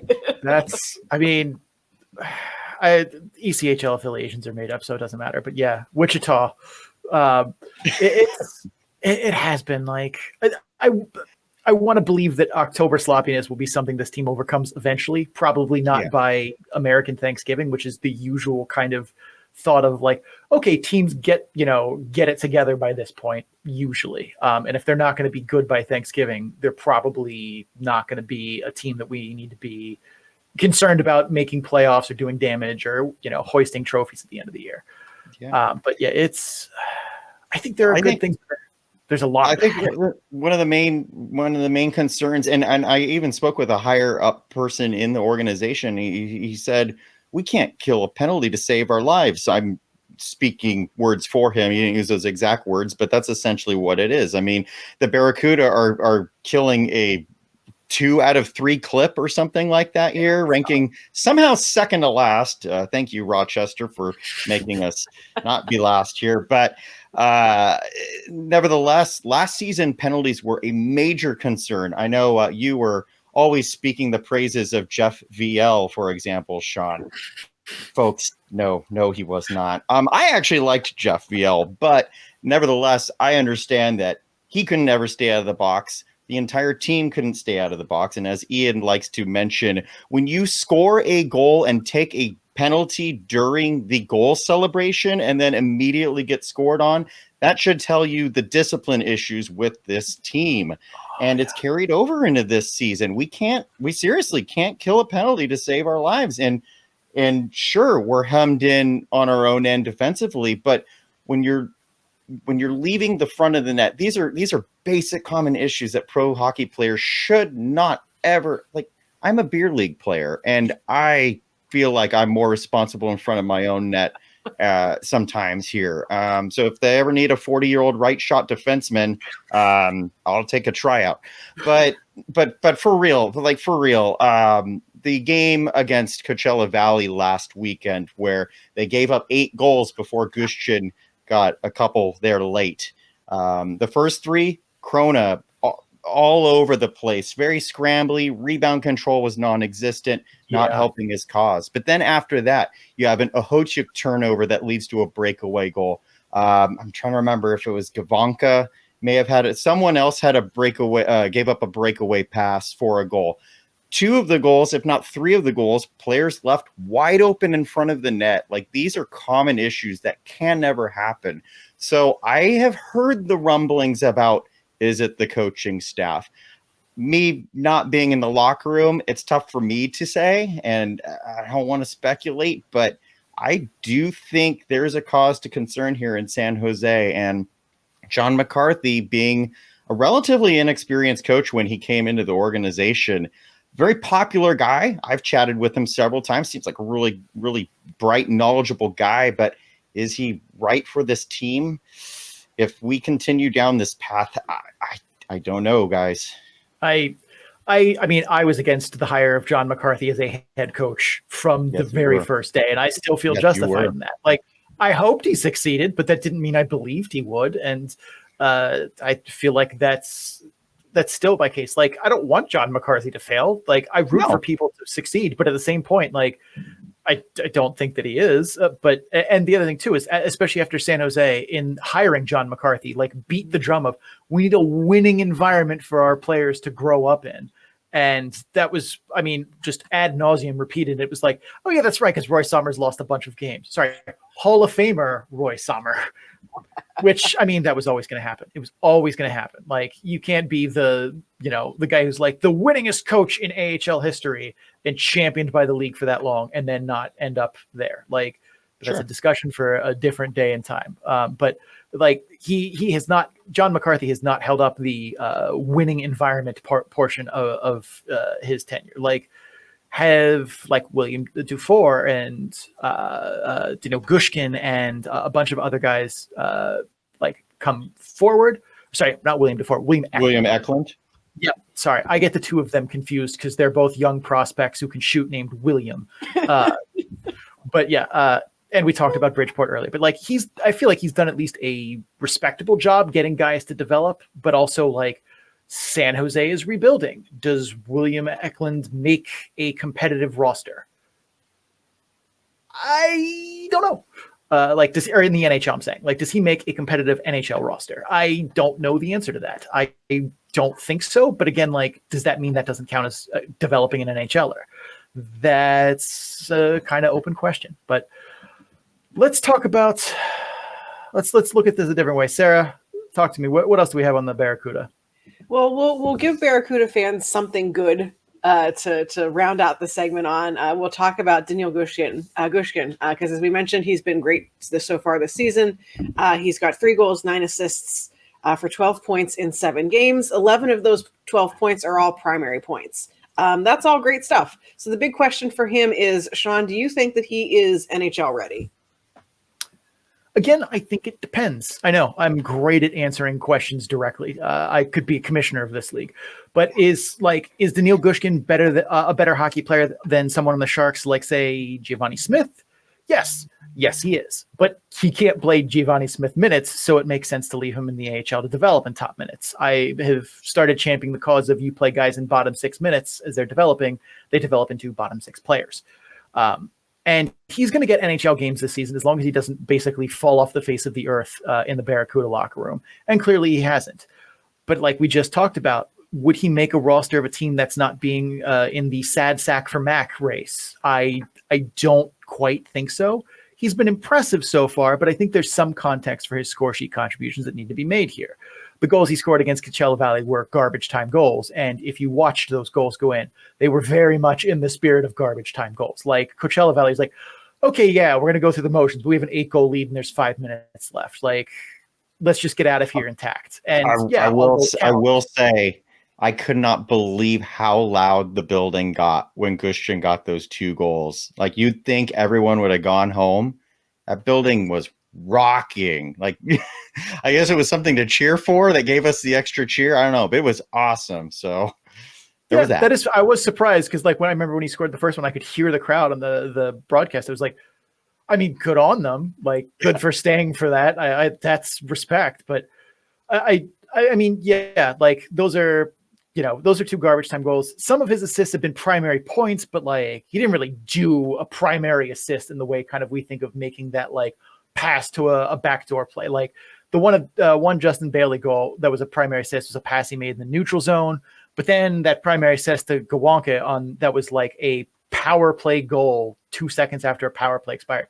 That's a playmaker's assist. Like, but I think the concerns that we talked about in the, season outlook marathon are still evident on his tape. Like he's got skating speed, but he struggles to play through real physicality, which matters somewhat. Like, yeah, you don't need to be, Milan Lucic out there when you're 5'10" and can skate. But at the same point, like you need to be able to battle a little bit through, like even Jake Gensel and Cam Atkinson, guys that are comparable size to him, even if they're not, players that play like him, can take some contact and, play in the playoffs. I don't know if I've seen that from him yet. He also actively is looking to blow the defensive zone as soon as humanly possible, and that leads to goals against. And when you score 12 points in 7 games, you shouldn't really have to be expected to do a lot on defense. But his team is also 1-6 and giving up the second worst rate of goals, 5-on-5 in the AHL. So maybe a little more defensive effort wouldn't kill him. Like, I definitely agree with that, Sean. Like you're proposing, could Gushkin be an NHL player? I do think he needs to be a little bit more well-rounded. His defensive game, it's not non-existent because I do see him back check from time to time. It's just very inconsistent. So I think you're on the right track on that. And like I've said for a long time, like so many people are like, well, if you want to make the NHL, you need to be well-rounded. Like, so you've never seen Patrick Kane play. That's nice. Like, I feel bad for you, but yeah, Kane, Malkin, Ovechkin, like those Draisaitl, those guys don't play defense.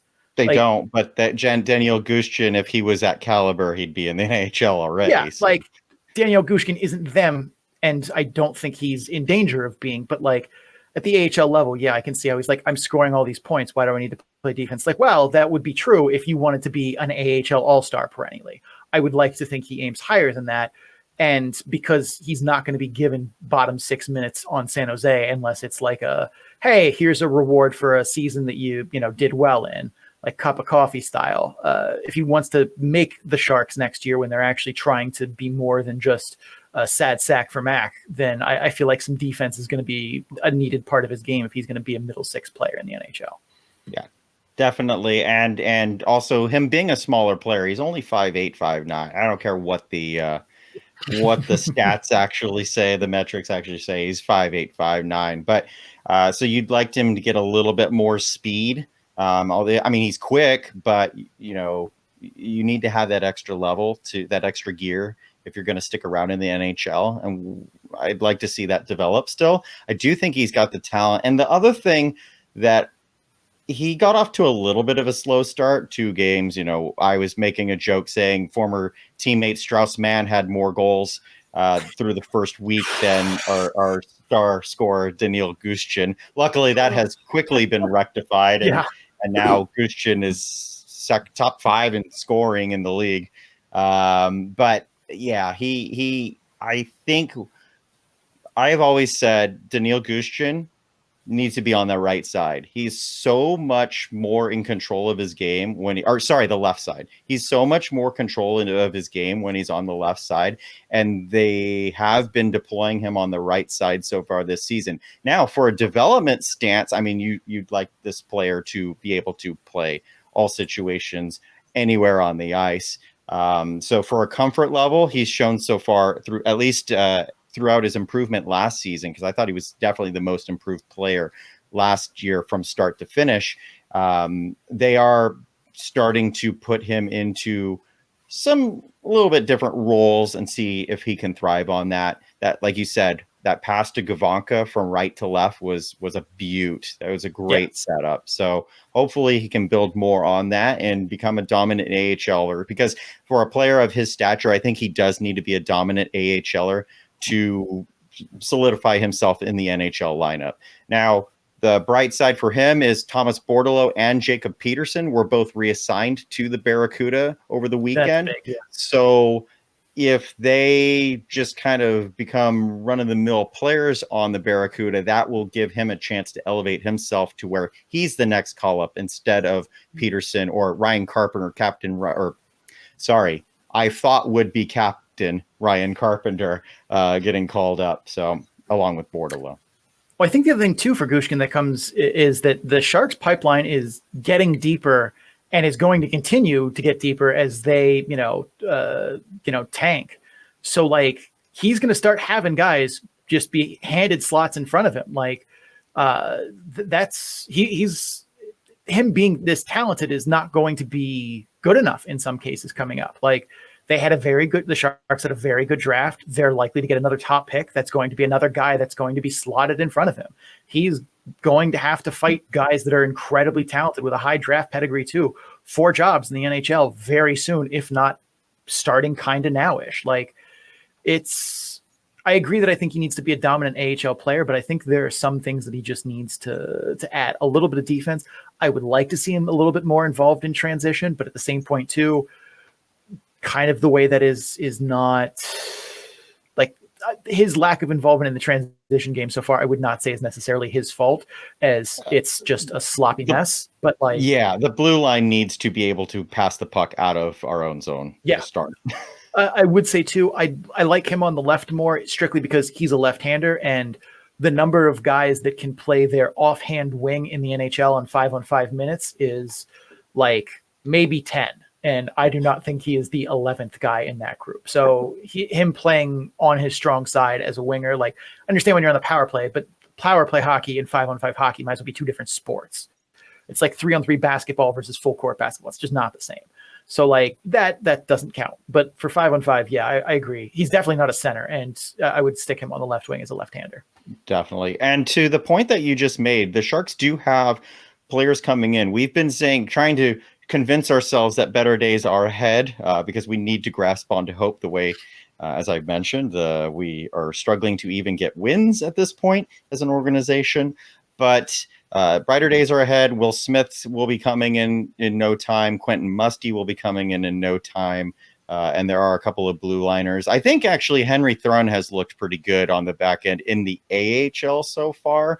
There was this weird stat that from the 8-2 loss on Saturday that I had where Henry Thrun was out for nothing but a power play goal against.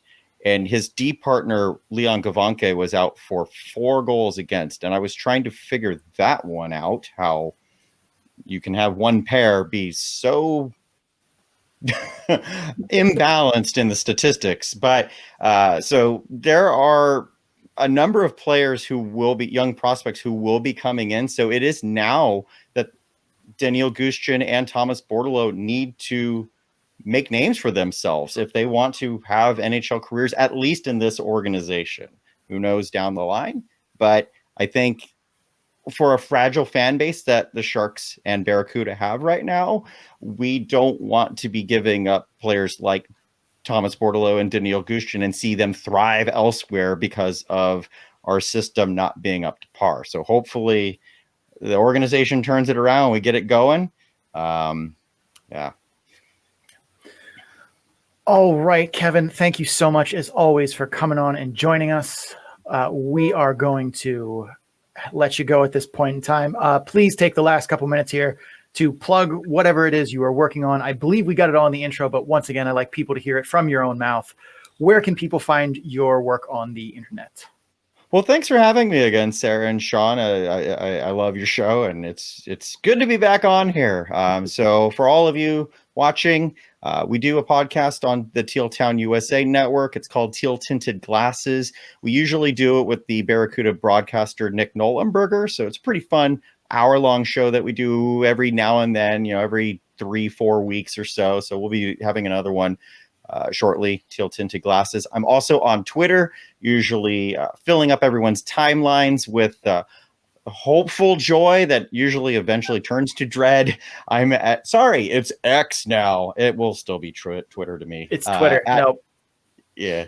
It's at Kevin Lacy 22. So feel free to give me a follow or feel free to message me and tell me how I've been dead wrong on this show. I still will respond to you anyway. So thanks for having me, guys. Absolutely. Kevin, you take it easy. Thanks. Once again, big thank you to Kevin Lacy for coming on and joining us.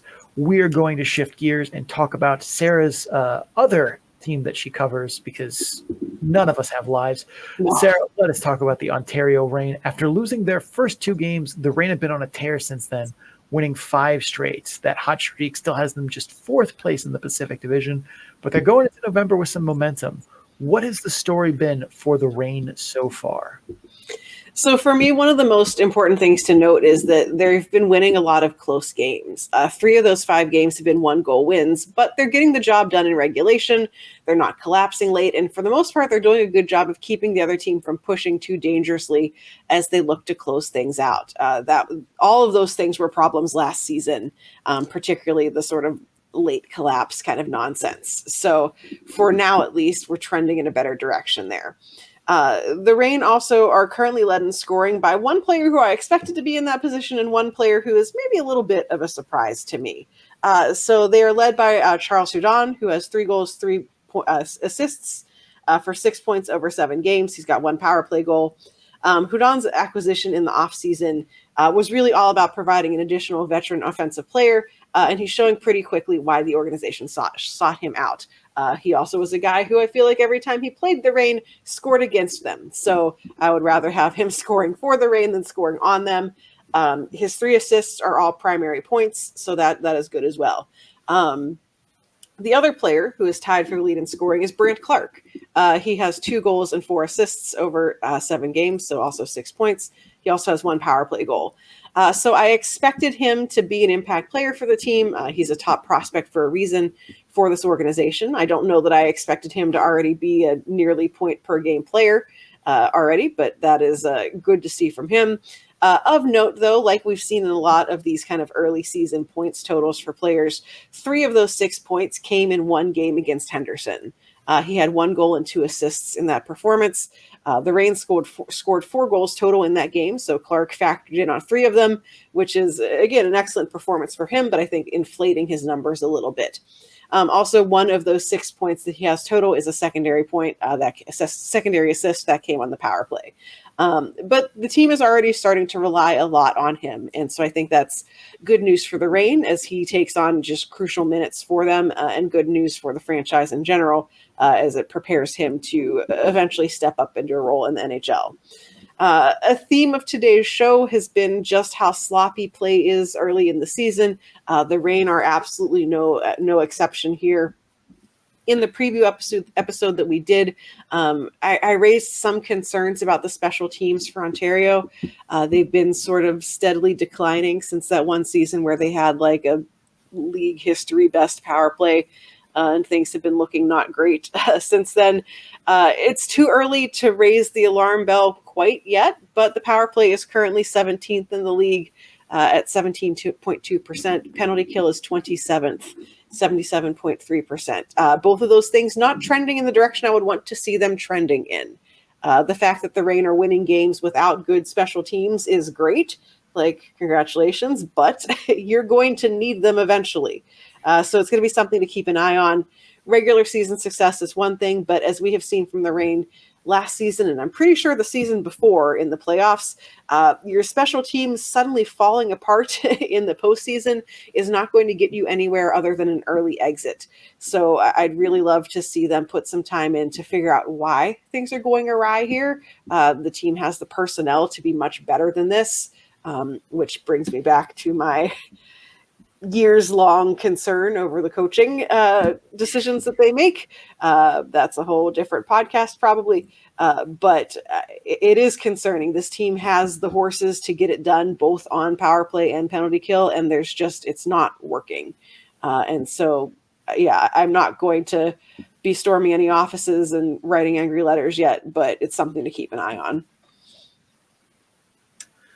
All right. I know how much, like, when Marco Sturm was hired, everyone's like, well, there goes the Reign's power play. And I'm like, all right, now we're being dramatic. But I mean, but like, head coaches don't handle power play. No. Like, I mean, maybe Marco Sturm is insisting that he, like, is like, this is the power play we're going to run. Now go make it happen. Like, that is theoretically possible, but that's usually not how things work. It's usually, all right, assistant coach that coaches defense does penalty kill. Assistant coach that coaches the forwards does power play. Sometimes there's some flexibility in that, but that's pretty much how it usually works. Yeah. And whatever they do is whatever is done. Like, unless it's really terrible, the head coach is just like, this is your job. Right. I'm going to fire you if you screw it up. So I'm going to throw you under the bus when it comes to, people complaining about special teams. So Counterpoint, however, the assistant coaches for the Reign have been the same. So the assistant coaches who were assistants the year that the Reign had like the best power play ever are the same guys there now. And the only difference really is Marco Sturm. And that's why there's a little bit of, because it's the same dudes. What's it in court where it's like you had cross exam and then I come back with like a redirect? Is that it? I do have at least one thought about that. Again, we are way out there on the fringe now. It's like, all right, Marco Sturm ran the power play for the Kings and then left, which means someone now else runs the power play for the Kings. I don't know who. But if the idea is that the Reign's goal is to make Kings, that means someone else is dictating power play to those assistant coaches. True. So we're putting on the tinfoil hats for this one. I'm just saying there is a way this is not Marco Sturm's fault. And I promise that I do not know Marco Sturm. He isn't like a distant relative. He's German and I'm Irish. So we're not even in the same, there's a whole ocean and a couple of French people, I think, separating us. I'm not great at geography. Anyway, just a couple in the way. In our season outlook episode, we took a brief look at the Reign's goaltending situation. So let's take a deeper look at things as they stand. Veteran goaltender David Rittich is getting the bulk of the start so far with a 3-2 record, as slightly better stats, 2.23 goals against average. Then newcomer Eric Portillo. Portillo is 2-0, allowing 5 goals in 2 games, but with an 889 save percentage. What is Eric Portillo, a highly touted prospect who I believe the Penguins traded to the Kings, or was a Penguins prospect at some point, which really was not thrilled that they let go. Sarah, what has he looked like so far? So first, I like all due respect to David Rittich, who has been around for. Don't give David Rittich that much respect. Some due respect to David Rittich. He can Google my name and find out where I live. I don't want to, but with respect to him, he shouldn't be getting the bulk of the starts. I think that they need to transition into seeing what Eric Portillo has. I would love to see the Reigns start to play him more, leaning more heavily on the veteran player to the detriment of the young prospect in the AHL has kind of always been how the Kings and Reign have functioned. They've always been like, let's drive this 37-year-old guy into the ground while the 22-year-old just sits there. That's not a great plan, and yet that seems to be what they always end up doing. For an organization that has basically always had goalie problems, you are going to want to see more action from the newcomer. You're going to want to see what he has to see if he's going to be viable for the NHL, because spoilers, the Kings don't have great goaltending at that level either. You got to figure it out eventually. And so you would like to see Portillo get more minutes, get more games, just to really test him at this level. So I took a look at, since he only has had 5 goals scored against him, I took a look at those goals that were scored on him just to see what's going on in his play. In the game against Bakersfield, the first game, a pair of Reign and Condors players basically get tangled up right next to Portillo. The initial shot misses the net, comes up around the sideboards. There's a pass over to Greg McKegg, who, of all people, gets to walk right in against Portillo. Portillo can't really move much side to side because of the players just tangoing at his left side. And so the puck goes in because he just doesn't have the space to move. Not quite a goaltender interference situation, but also didn't love it. The second goal against, there were less than 30 seconds left in regulation. There's a scramble at net front. The rebound essentially gets chipped in over him. He looked to be screened by both his player and a Condors player who were blocking his view of the eventual goal scorer, Xavier Bourgault. Not much he can do on that. If you can't see it, good luck. A game against Abbotsford, the first goal against, there was a play behind the net with Arshdeep Bains, who made a pass over to Sheldon Dries. Portillo was tracking Bains really well, but didn't realize the pass was made. And so he can't get back over to his right side fast enough to stop the shot from Dries. This is one that I think, 99% of the time, a more veteran goaltender is going to be able to anticipate what's happening in this play. So I think that while this wasn't a great goal for him to give up, I think it's a good learning opportunity for him to better understand the speed that this game is played with at this AHL level. We talked a lot in our preview marathon extravaganza of that hardest transition being going from college, juniors, whatever, to the AHL. And so it's another reason why I want to see him get more minutes so he can help get over that transition and help learn the speed of this game, learn the way that people shoot in this game. Because I think that, had you put another goaltender in for that play, would have anticipated what was happening. The second goal against, there was a long distance shot from Jet Wu. There were literally 4 people in front of Portillo. I don't think any goalie on earth is going to stop that when you have 4 gigantic men standing in front of you. It was just a very weird seeing eye shot. I don't think that Wu even knew that, I think he was just hoping to bounce it in off of someone. So I can't care about that goal. The third goal against in that game is just like a hot mess all around. Portillo got pulled out to his glove side in order to make a save. The puck comes loose. Everyone's all piled up in the net. Niels Amann gets pushed into the net. There's a lengthy review to make sure it's a good goal and that no one covered it or no one kicked it in or anything. It was just not like a fun play for anybody. I probably would have liked to see better positioning from Portillo, a better response in the first place so that he didn't get pulled out so far, just to essentially leave a completely empty net for Amann to both shoot into and or get shoved into. But it was just one of those weird plays. Overall, I think I want to see a little bit more speed in his movements from side to side. I've noticed that he seems kind of sluggish going from post to post. And I think that lack of speed is kind of contributing to him getting stuck outside of his net because he can't get back fast enough to make that save. I think that'll come with time, with practice, with working with the coaches. I don't necessarily think it's we're going to write this guy off now because he doesn't move fast enough kind of thing. But, it is something that I would want to keep an eye on. I'd also like to see him track the puck a little bit better in higher traffic situations. Again, those are goals that even, Vezina winners are going to give up from time to time. But I'd like to see him work a little bit more on those kind of scrambly situations because as a professional goaltender at this level, at the NHL level, you're going to have that. You're going to have the 5 guys all sitting on each other in the crease, and you want to be able to at least track the puck a little bit better than I've seen from him so far. So I'm pleased in that I'm not seeing the, oops, I misplayed the puck, or I was all the way out at the faceoff circle for funsies kind of stuff. Like, I don't feel anxious watching him, which is a nice change of pace from some other goalies that I've watched, both in general for the show and for the teams that I cover. But I think that I'd like to just see a little bit more speed, mobility from him to really feel a little more confident in what he's bringing at this level. I have 3 thoughts. First, I was wrong. He was not a Penguins prospect. That was Callie Klang, who I've thought of as him for a little bit. Both are young, talented goaltenders, but 2 very different ones. Second, I do think the movement is a concern because that was the concern coming in for him because he is absolutely gigantic. He's 6'6" and he's listed on Elite Prospects as 225. That's a big dude. So movement and efficiency of movement is always going to be the question for him. Like, he can explode and get post to post, but it's more of not overshooting, making sure you're moving quickly.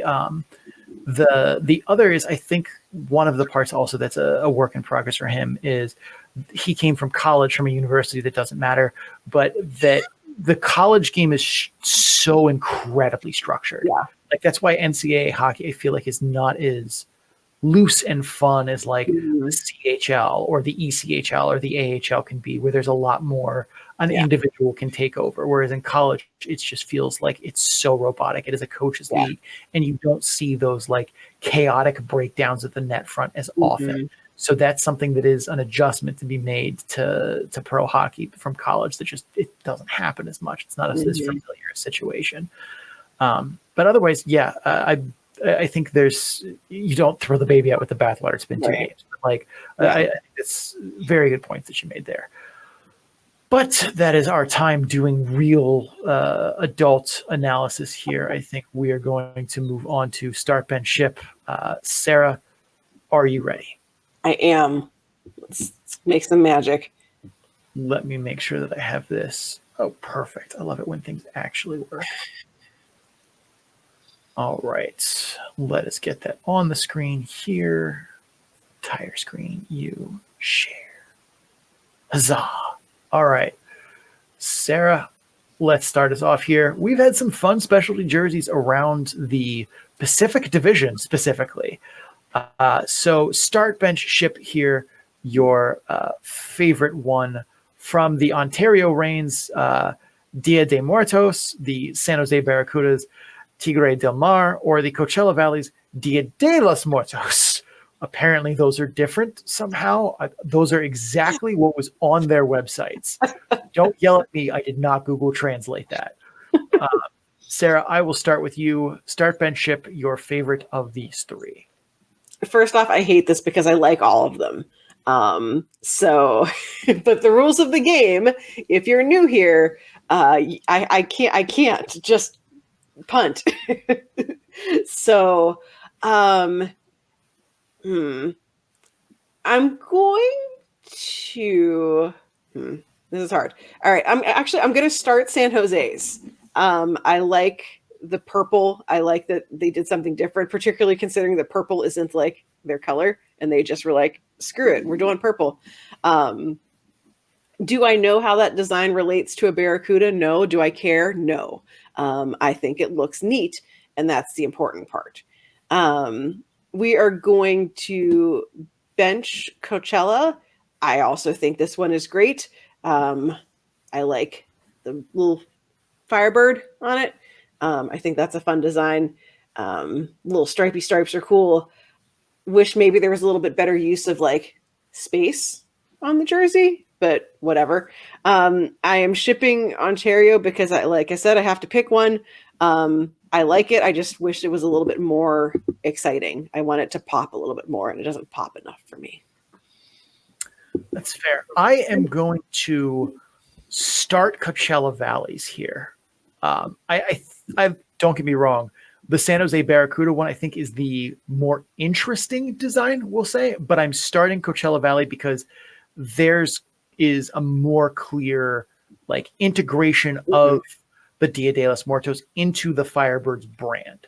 Whereas like you would, if I didn't know what team that Barracuda jersey was for, I could not have guessed that with, 15 guesses, unless I just got lucky. Like, it does say CUDA on the top, I suppose. That is a bit of a giveaway. But like from a fair distance, if I saw someone on the street in that jersey from 15 feet, couldn't have told you it was San Jose. And like, that's okay. But I feel like the integration of the theme into the Firebirds puts them a little bit above. So they're going to be the start. San Jose is going to be the bench. The Ontario Reign, I didn't mention this. Those are the warm-up jerseys. They did not wear them in game. I have absolutely no idea why. Like, that is a question for them, but that gets you shipped here. Like, you should have worn that for the game. Like, I still think they're the third best of these three, but at the same point, why? Right. Why? There was no need for that. All right. Next, we're going to stay in the jersey theme, but we're going for one team and one occasion, and that is the Nevada Day jersey that Henderson does. They've been doing this 3 years now, so we have 3 separate jerseys to start bench ship, and I will go first.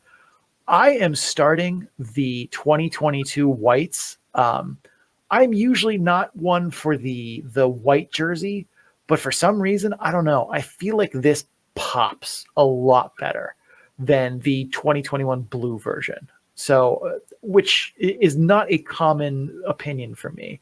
I usually like the color jersey over the white, but that white looks really, really good. I am starting the 2022. I am benching the 2023. I like what they did. It's supposed to be a play on, I think, the Nevada first state flag. And I think that's a pretty cool design. I like the Las Vegas Thunder stripes that they have going on there. So I like the throwback theme there. I'm going to then ship the 2021. I do still like these, but I don't know why. The blue version of it does not click with me as well, which I can't explain, but just the way I feel. Sarah, your thoughts? I am starting 2022 for the exact same reasons as you, down to I usually do not prefer the white jersey. I usually find it kind of meh, but for whatever reason, it just, all of the details I think really pop on this one. I also like the little stripies. I just like stripes. I'm in a stripe mood today. We're going to bench 2021 because it's basically the same jersey, just a little different. I don't, maybe it's just I don't like that particular color of blue. I don't know. It just doesn't totally work for me. We're shipping 2023 because I literally didn't understand anything about it until you just explained it.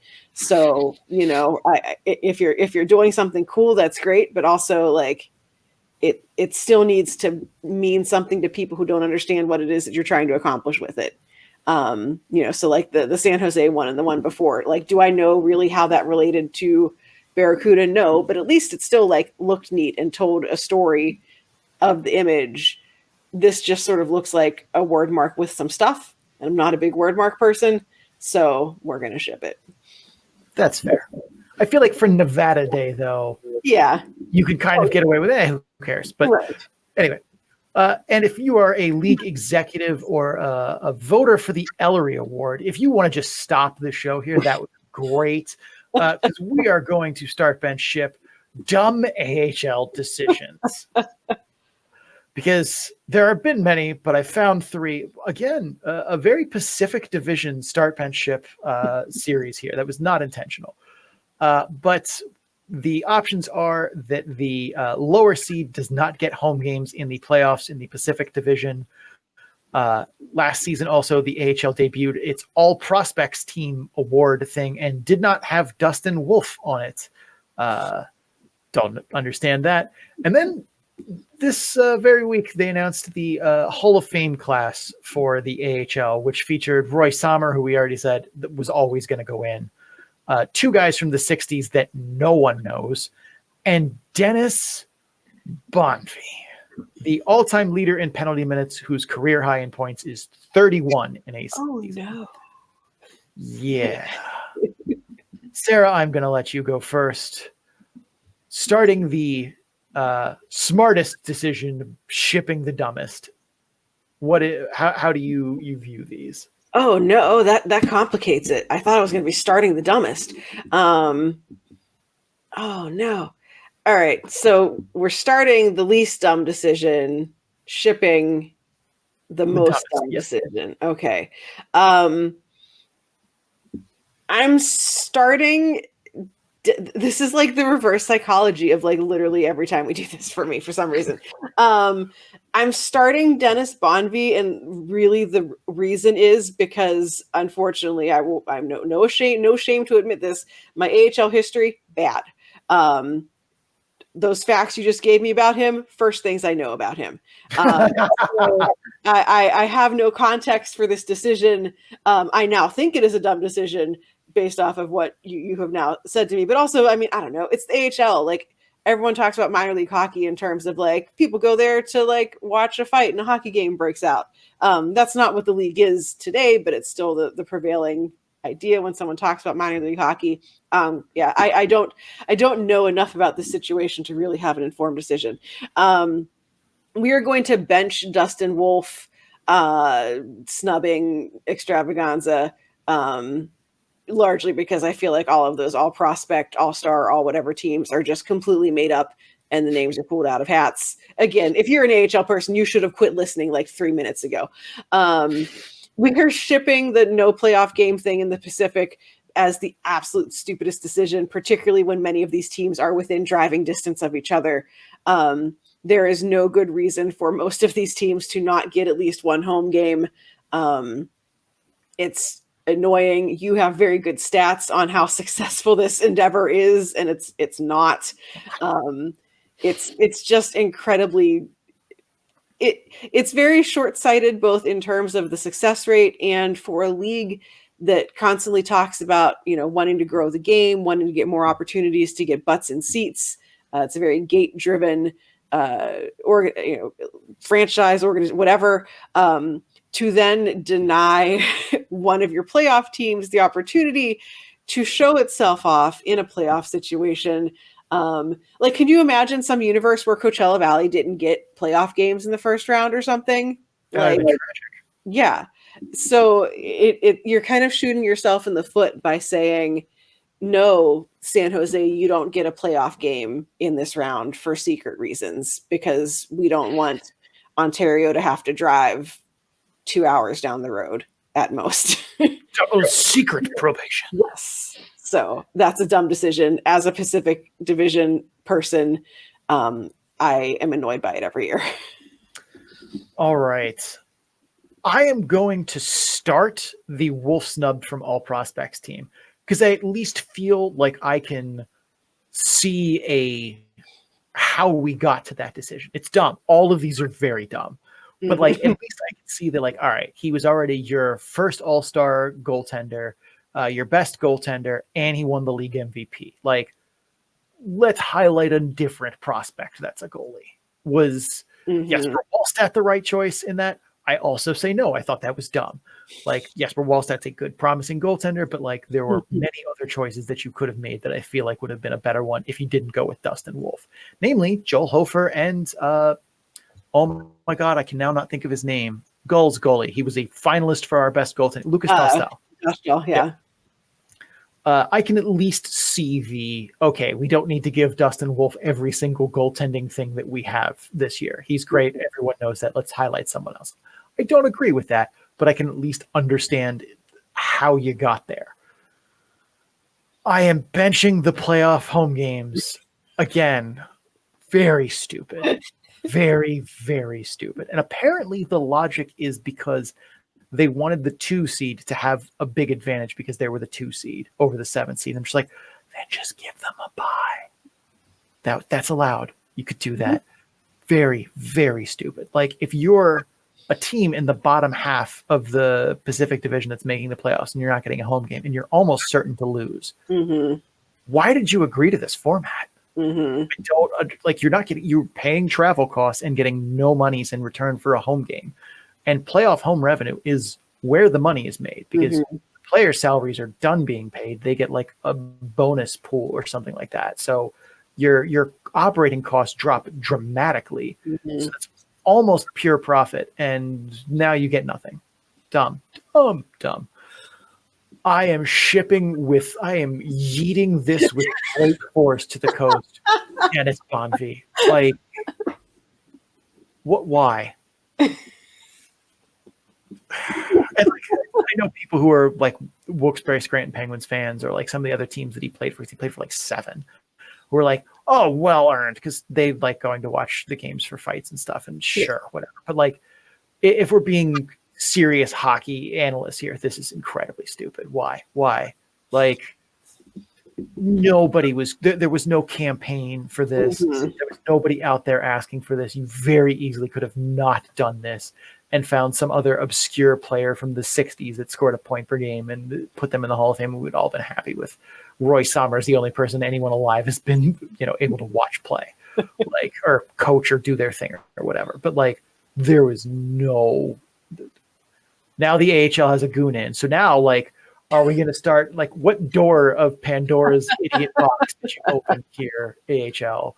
Like, are we now going to put in Joe Recklish or who else is like another really, why? Nobody made you do this. You shot yourself in your own foot with the gun that you invented.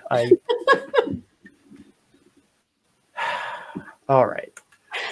That is enough for Start Bench Ship. Sarah, any closing thoughts before we get out of here? I'm going to go Google AHL goons and see what else I can come up with for a replacement here. Like, at least he scored some points, I suppose. But, like, not like in one season they did 30 points and, like, a couple others that were at least, all right, there's some offensive effort here. But a lot of them are like, 60 games played, it's 1 goal, 2 assists, 500 penalty minutes. It's like, why? All right, Sarah, take us home. All right. That is it for this show. Thank you so much for watching and or listening to this episode. The Calder Farmstead is a part of the Full Press Radio Network. You can listen to this and several other great hockey, sports, and sports entertainment programs, all at www.fullpresscoverage.com. Just click the podcast drop-down menu in the top right portion of the website and enjoy. And if you guys are enjoying the Calder Farmstead, please make sure you subscribe so you get episodes in a timely fashion. Also, if you're listening on Apple, Spotify, or Amazon, please rate and review the podcast. Or if you're watching on YouTube, like the video, comment what you thought of the episode. Make sure you hit the subscribe button as well. Go crazy, hit all the buttons, just see what happens.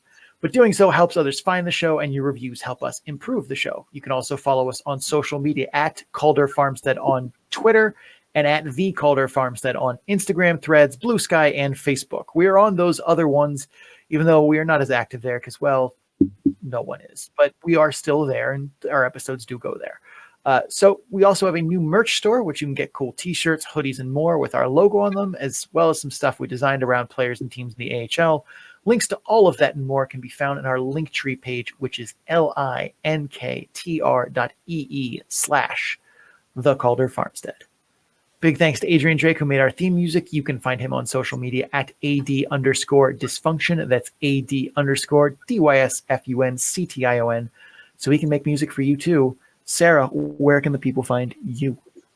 My name is Sarah Avampato. You can find me representing Full Press Hockey on Twitter at Right Said Sarah. That's WRITE Said Sarah with an H. You can check out my writing over at Full Press Hockey, where this season I'm talking about the Chicago Wolves, or Jules from the Crown, where I talk about the Ontario Reign. Sean, where can people find you?